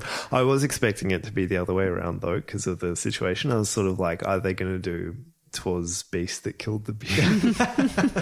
Been great. But actually, it's probably funnier the way that Terry wrote it. It actually, it's a recurring thing through the book where he'll use like that sort of fairly straight line or reference that's pretty straight up to Hollywood, and then someone undercuts it with a comment and goes, "That'd be ridiculous." Yeah, and I love those moments in the book, and that was one of the great ones. After that's defeated, everyone has to rush back to Hollywood to deal with the actual source of the problems. Ginger thinks, "Oh, everything's going to be fine," and Victor's like, "No," because he gives the book to the librarian, and the librarian reads it and immediately like turns to the back of the book and goes backwards through it. He's like, "I had it backwards all along." It's not a man standing behind a gate waiting to come out. It's a man standing in front of a gate. He's a guard. He's actually the good guy. He's going to save us. We have to go and revive him so that he can stop the things coming through in Hollywood. And she was trying to wake him up because she's descended from the high priestesses. And there's all those sort of hints to that through the book where they keep mentioning that. It's a bit weird that a possessing force is actually concerned about people's well-being, because like she sprinkles thumbtacks on the floor to hopefully wake her up if she goes sleepwalking, which is game. And pretty game. But the thing, like, you know, the possessing thing picks them up rather than lets her just walk on them. And when Victor's trying to watch her to stop her, it doesn't like just smack him in the head. It like tears up the bed sheets to make ropes and ties him up so that he's not injured, but he still can't stop her. So yeah, there are hints there that it's the other way around. So on the road back, the wizards do the classic thing where they go into a shed and then two farmers watching go, it's going to be like in the clicks where they're going to come out the other side and it's going to be chickens and a crash. And then the other one goes, oh, well, that's full of cabbage. That can't happen. But then the chickens thing does happen. Oh, that was so good. Yeah. And also challenge you to watch a film and not see a chicken in some form or another. Like, it's rare. When someone crashes into a barn or something. No, just try and watch a film where there isn't a chicken either like just around or being eaten. Because a friend pointed that out to me one time. I'm like, you're wrong. Like, not 99% of films have a chicken in them, but they do. Wow. At least 99% of the ones I've seen. I'm not a film academic, but there's no chickens in Star Wars. That's true. Sci-fi films. Yeah. They get a sort of a pass, don't they? Yeah. Films set on Earth. Yeah. Where feasibly there could be a chicken, there will be a chicken. Interesting. Yeah. This is going to be one of those things now where we'd never thought about it before, but now it's been mentioned. We're going to notice it everywhere. No one steal my thesis idea. Yeah, okay. Yeah. So they go back and they find it's a Mary Celeste kind of situation. Everyone's just recently left, the food's still warm, and they find that the cave has been opened up again. Detritus is holding it up. And they can't hear anything. Yeah. Not only is the fog there, but there's no sound. Victor and Ginger and the librarian go in to the Cathinima. But not Gaspard and Laddie because they're presumed dead. Yes, in the rubble of the Odium, which they blew up to kill the Victor creature. And everybody from Hollywood is in there watching the screen, and it's becoming more real. There's going to be things coming through it again. And they're like, we've got to figure out what to do. And they all go behind the screen, but Ginger's protesting silently. I don't know what to do. Like, I don't actually remember. I was always asleep when I did this. I just sort of woke up. But they notice behind the figure, there's a big round disc sort of suspended there. And I love my favorite moment is they give the book to Ginger. It's like, just try reading it. Like, they're sort of like pointing at it. But she's noticed something that happened earlier, and she looks down at the book and she looks sort of out the back. And she throws the book, which is like the second Discworld book almost in a row where someone throwing a book is like part of the climax of the book. And it bounces off the gong and it makes a noise and everything else is silent, but the gong can be heard. And that's how she figures out. She'd heard somebody tap into it earlier, which I love that she gets that moment of, I don't know how to do it, but she does. She figures it out. And so Detritus smashes the gong and it just makes a huge noise and it wakes up the golden man. Which is, of course, the gong is the final reference to the opening studio logo. It's favorite. Rank Corporation, is that what they're called? Yeah. I actually wrote in my notes, I wrote Rank and Bass, and I'm like, I'm sure that's not quite right. But also to side point, like awards being gongs and Oscars being an award. Yeah, great. And what are they saying about what's he saying about the Oscars? Is it like if we don't like have this mutual admiration society where we give out awards to actors and filmmakers, monsters are going to come and like suck us into a thrall? He imagines it happening in all these alternate universes in one way or another, and that maybe everywhere there's moving pictures, there's an Osric or an Oswald who's to save you from them. But is it like, because when actors get too good, they get given one to protect them from the monsters using them to climb into the real world? Is that like... It's not very clear, is it? But as like, but kind of is. I guess so. Yeah. So like, Daniel Day-Lewis is doing, like, is really a risk factor for the world. Yeah. He's going to let monsters in from the void beyond. So better, like, surround him with... Yeah. But, yeah. But this is the climax. This is where the people start to wake up, because once the Golden Man is awake, the thing that's trying to get out into reality sees him as the bigger threat, and so it releases its hold on all the people in the cinema. They get evacuated, and there's that last bit of Hollywood magic as part of the heroic sort of journey where Victor says to Ginger, no, we have to be the last ones out. Just as earlier he said, like, I can arrive in the nick of time, but I have to play fair, which means I have to spend the whole time getting there. I'm not allowed to just sort of have a bit of a rest and then turn up. And so they wait. And just as the thing is trying to get out, the Golden Man swings his sword and destroys it, and it starts to bring down the whole place. So they try to get out, but the tunnels collapse. They have to swim out under the sea. Final act brings down the house. Yeah. Yes. But they make it. They make it out, and Hollywood is destroyed. And Victor's got that nice line. They were right. We really never will work in this town again. Yeah. And there just sort of ties things up nicely. Like Detritus and Ruby, whose relationship we haven't talked about, she flips the gender roles and hits him with a rock in trollish tradition. The dogs are rescued. Laddie's rescued, and Gaspode is left to rescue himself. But I really genuinely thought that Laddie was going to die. I was like, good boy, Laddie's going to die in this scene. I can't believe it. Well, apparently originally Gaspode did die. But the editor and the first readers who gave Pratchett feedback were like, no, don't kill Gaspode the dog. We love him too much. So, and there's that moment where the last vestiges of Hollywood magic not only, sort of make Detritus and Ruby have a bit of a sing and dance number, but they also like save his life at the last minute, give him a happy ending. Play It Again Sham is in that moment. That's right. And then the elephants arrive. Oh, that was so good. But they turn up and they're just like, do you know how do we get to Hollywood? He's like, too late, mate. There's no Hollywood. And it's Colin and Nobby at the gate. And they just, that last line when Nobby's like, oh, just let me be the one to tell Dibbler that there's 1,000 elephants are here when he's got no money left. He's lost all his money. And it finishes on an abandoned lot, essentially, with the Hollywood magic sort of fading. Yeah. I don't know much about Pratchett's writing process or anything like that. I've never really looked into it.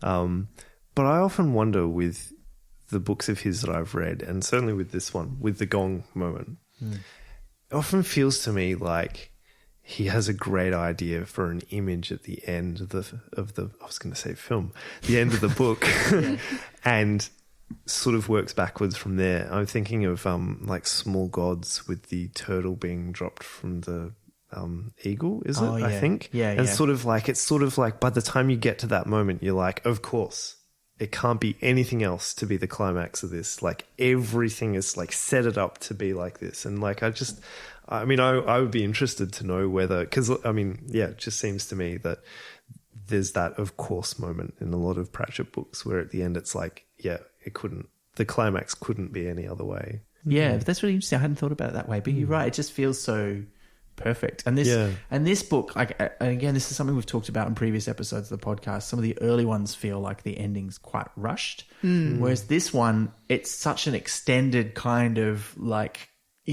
amazing sequence of epic events after another. It just feels so satisfying when we get to the end. I really love the end of this book. Yeah, it's sort of like, stand up in a sense where it's like the really good joke at the end is the callback to the very first joke. There's so much stuff in moving pictures. It's really hard to cover it all. Everything's a reference. Yeah. Did you have any favourites, Liz, that you wanted to read? My favourite was the reverse Tarzan, but I also very much liked the footnote about the 57th strangest thing the librarian had ever seen, because he had a very tidy mind, so he ranked them.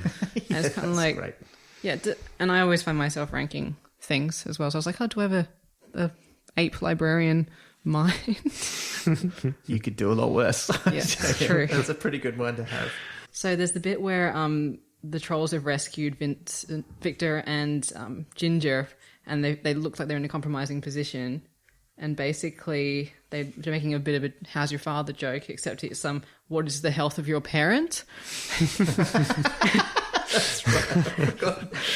And then the other one is when the wizards all go off on their adventure, and there's a quote that's because inside every old person is a young person wondering what happened. Yeah. Oh, harsh. Yeah. Harsh. True. Dan, were there any favourite bits that you had? I think we've actually covered a lot. I think as I've said, like my favourite is the sort of not so much the parodies of individual films, but the sort of parody of film culture and the establishment of Hollywood and, what we take to be blockbuster cinema today. I think that was just really well done and really playful. So I don't know. I mean, I'd pick, half a dozen of those moments. Maybe it's still the bang grains. I don't know.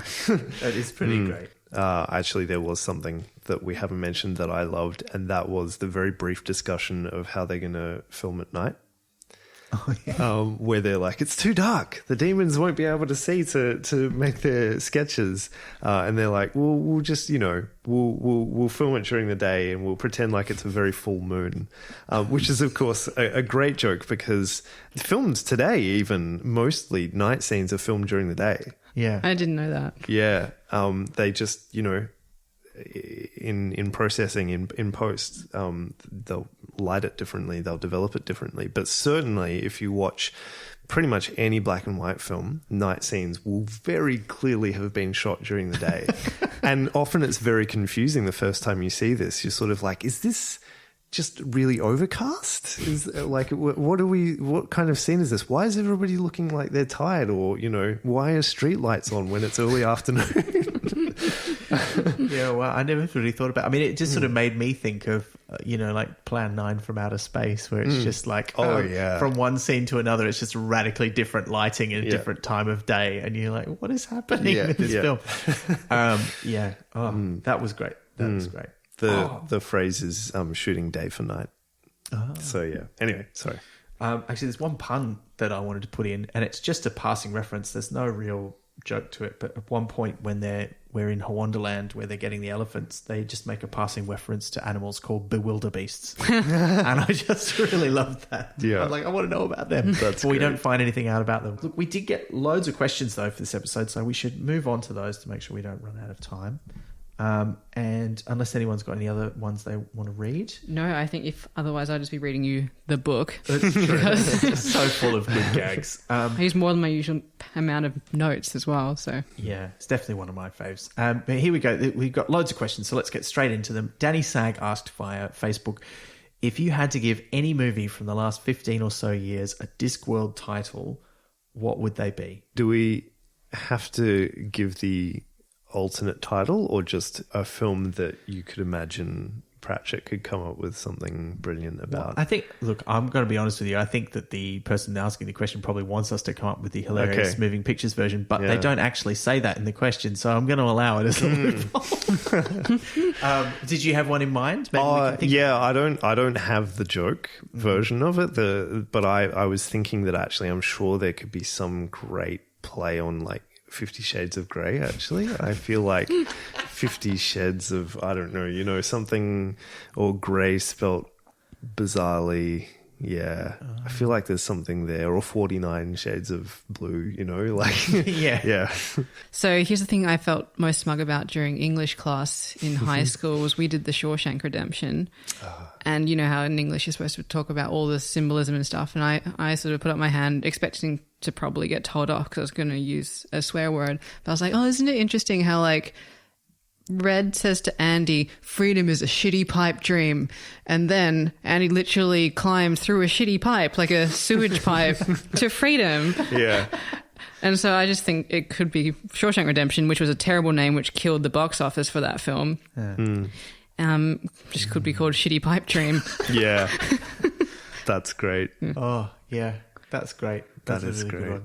Yeah. I was thinking surely they would have made other blockbusters, right? And the big ones that I could think of, it's not even the last 15 years, so it's a bit outside the scope of the question, but like, Titanic or Jurassic Park, because you never find out what the deal is with dinosaurs on the Discworld, like if they ever had them.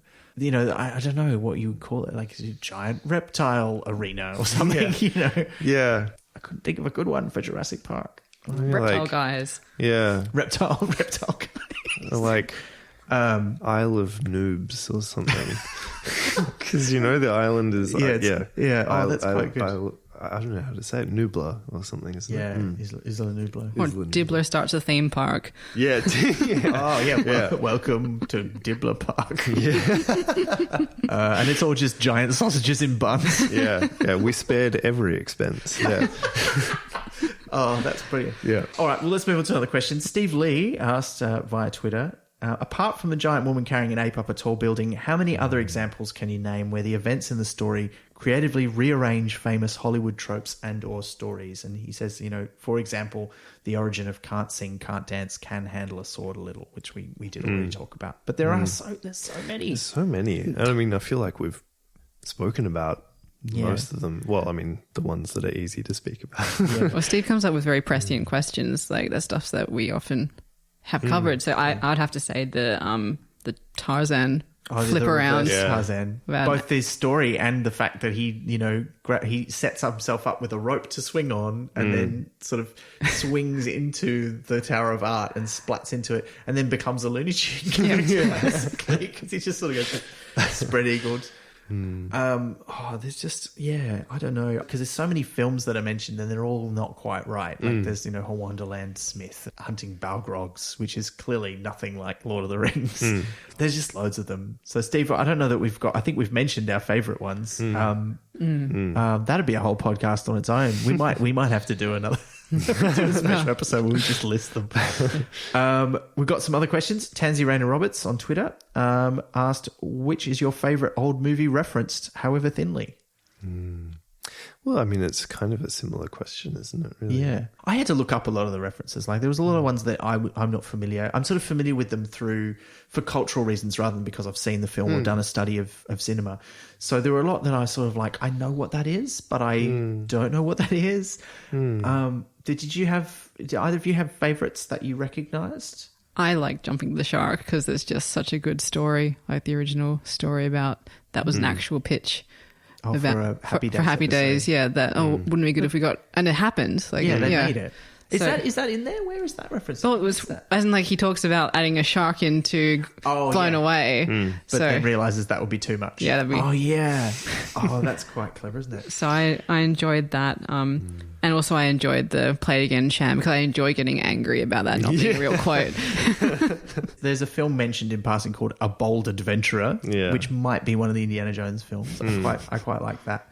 Oh, there's one. This is one that they mention in sort of passing again. Is like Beyond the Valley of the Trolls. Oh yes, which I thought was amazing. Yeah, that's right. Yeah, that was one. That definitely, I liked that a lot. I should have thought of that. Actually, probably my favourite though, and I only clocked one of these when I was reading the book. I had to look the other one up. But there's like A Night at the Arena, which is clearly A Night at the Opera. Yeah. But then there's also Turkey Legs, which is duck soup. Oh my God. Right. I didn't get that one during the book, but so those are a few. What would it be? 24 hours at the running event or something?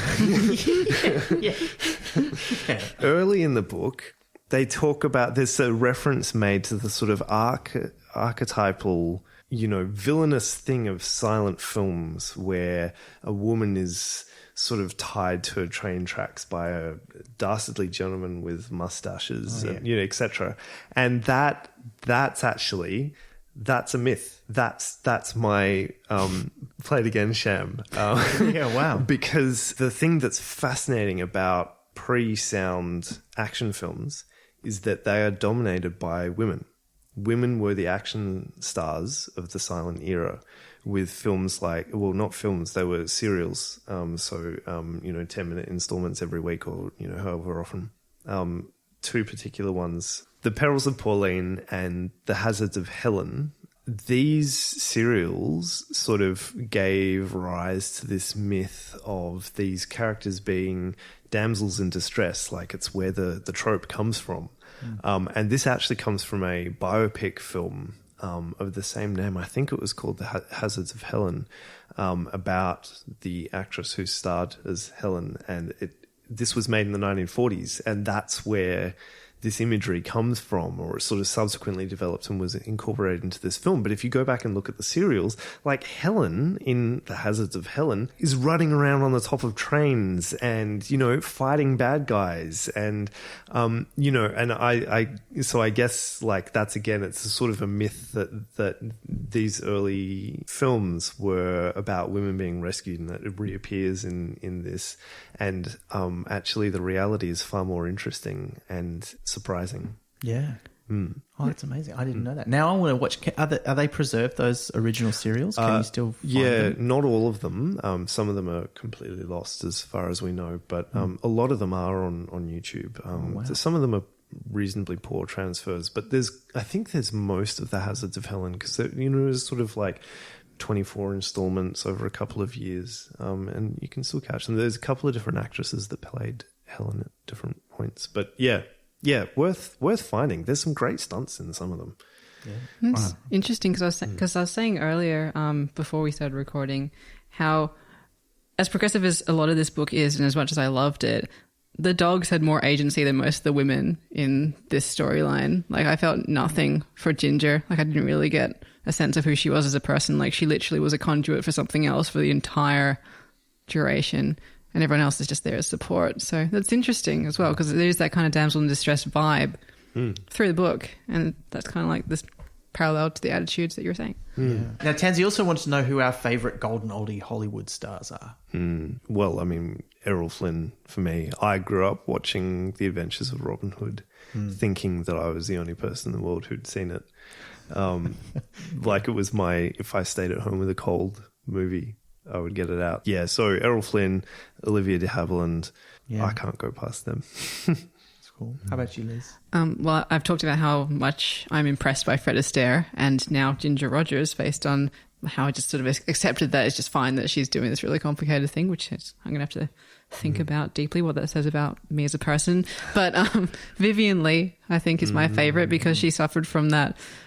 She was so beautiful that people didn't take her seriously, which really, on top of other things, impacted her mental health quite badly. And that's just a curse that seems to have hit a lot of Hollywood women. So I just find her very fascinating, very tragic, very talented figure.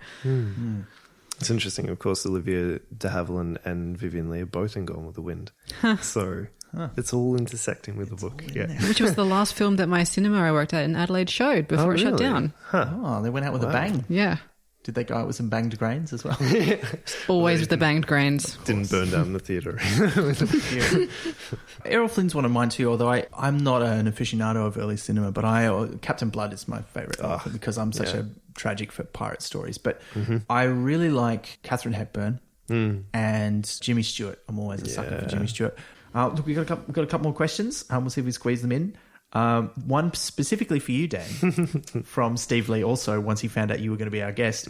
Who'd be your dream pick for composer for a big screen adaptation of the book Moving Pictures? And you are allowed to pick a composer who's no longer with us if you think that would be the most amazing. Yeah, I mean, so I do actually have an answer for this. And it is a composer that's still with us, although he is aged by this point, but still composing. I think that actually Ennio Morricone would make a great composer for an adaptation of this, because he has, I think, that eccentric flair that would be needed for this film.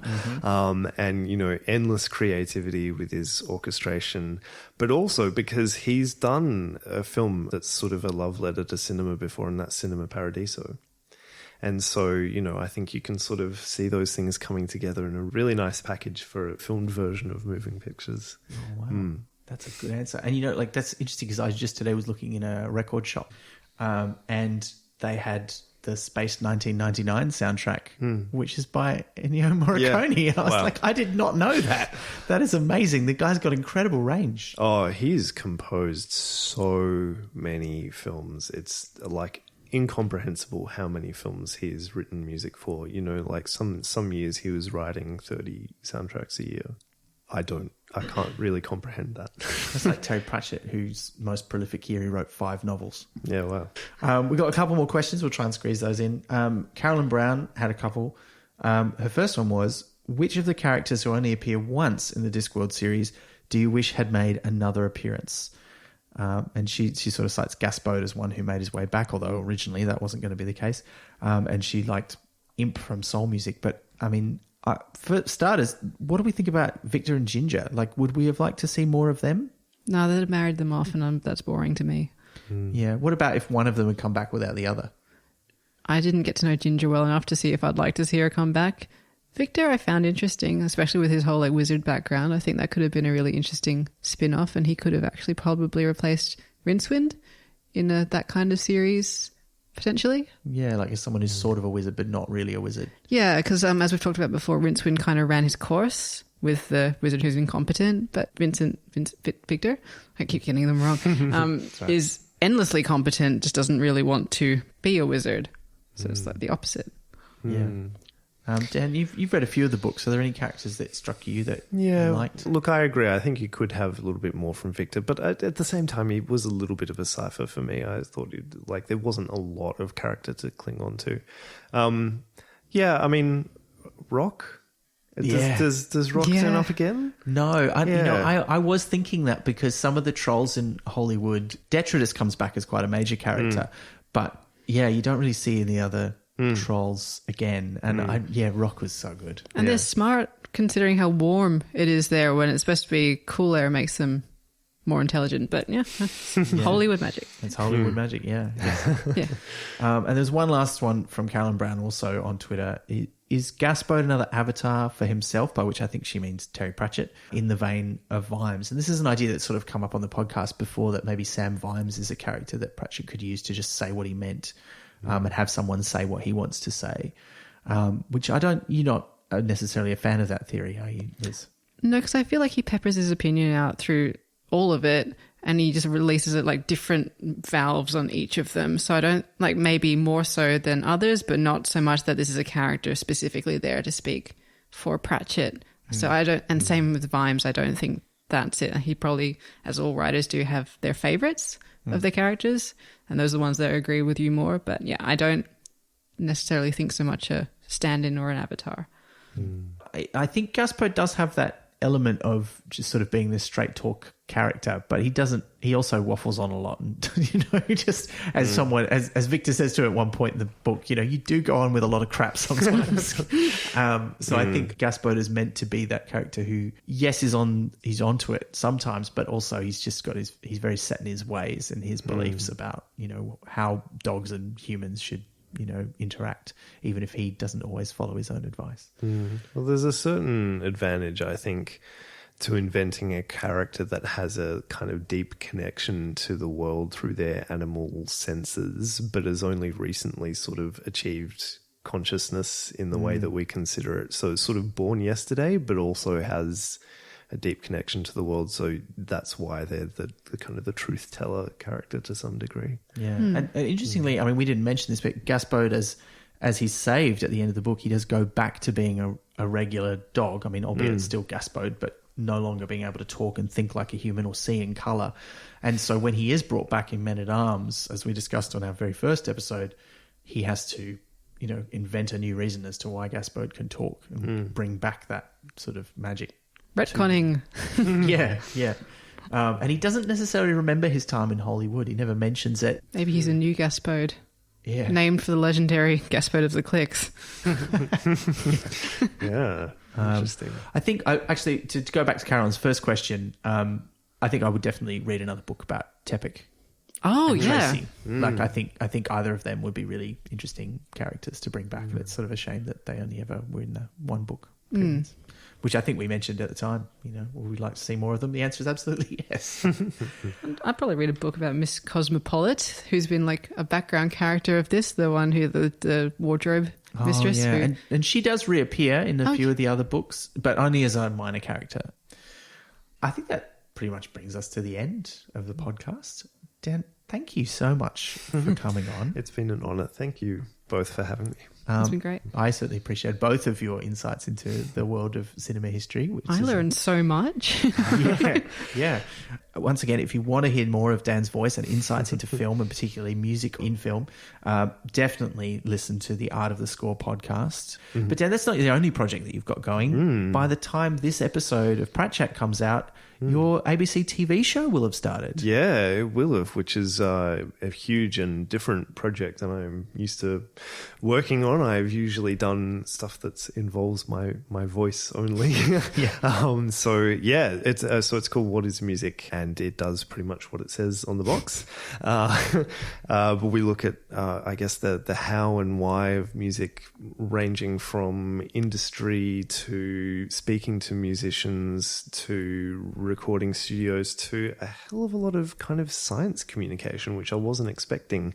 I've had cameras shoved down my throat, and my brain has been stimulated for creativity while I was improvising at the piano and stuff like that. So really an incredibly broad range of answers to what music is, which has been fascinating. And that'll be all online on YouTube and iView, but internationally available if you're not in Australia as well. Yeah, great. So that's What is Music? Watch out for that. It'll already be out there by the time you're listening to this. And then there's one last project that you've got coming up that I know is one of your favourite things you've been working on for a long time. Yeah. You have a book about Star Wars. I do, yes. I feel like I've kind of won a lottery or done one of those jobs, like that you shouldn't really have. Like, who can write a book about Star Wars? It's ridiculous.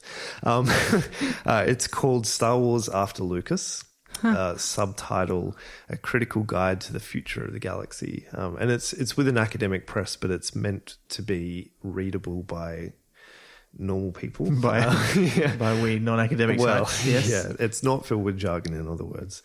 And that will be released on, of course, May the 4th next year.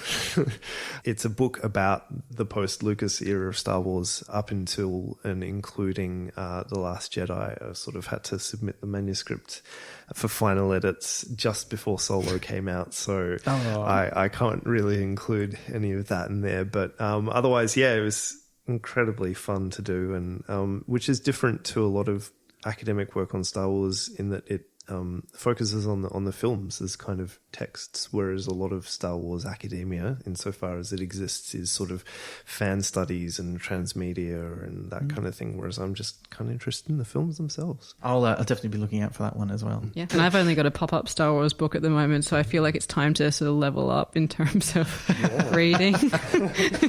That's great, though. Yeah, it's very good. Thank you so much for joining us on another episode of Pratt Chat. You've been spreading the word. There's been some of you who've been reviewing us on iTunes, which is great. It helps people to find us. If you've enjoyed the show, we'd love you to let people know about it. And yeah, if you do write a review or even just give us a rating on iTunes, it really does help people find us. We become more prominent in the search ranking. You know how algorithms work, or rather none of us do, but we know that they do work in some mysterious way. But look, we will be back next month, and as we've decided we're going to stick with the Discworld for another month. What are we reading next month? Reaper Man. Oh, yes, we're going to see the return of death and the introduction of a very special character to many people's hearts, the Grim Squeaker himself, the death of rats. And we'll be discussing that book with special guest Sarah Pearson. We'll talk about while she's on the show when she's here, but we're really looking forward to having her on. Now, if you want to ask any questions about this episode and get into the discussion, please use the hashtag PrattChat10. But if you'd like to ask us questions in advance of our next episode discussing Reaper Man, please use the hashtag PrattChat11 and get them in as soon as possible if you want us to answer them on the podcast, so we can make sure we have them in front of us while we're recording. Until we see you next time, we will fade away into the sunset like all good Hollywood heroes do. You've been listening to Pratt Chat, the monthly Terry Pratchett Book Club podcast with Pratt Chatters Elizabeth Flux, Ben McKenzie, that's me, and guest Dan Golding. Pratt Chat is produced and edited by me with music by Dave Ashton of Sample & Hold Studios. We'd love to hear from you. You can find us on Twitter, Instagram and Facebook at Pratt Chat Podcast or on the web at prattchatpodcast.com. Join the conversation for this episode using the hashtag PrattChat10. Pratt Chat is brought to you by Splendid Chaps Productions. We make entertainment for your ears, like the Doctor Who podcast Splendid Chaps and time travel comedy series Night Terrace. To find out more, visit splendidchaps.com.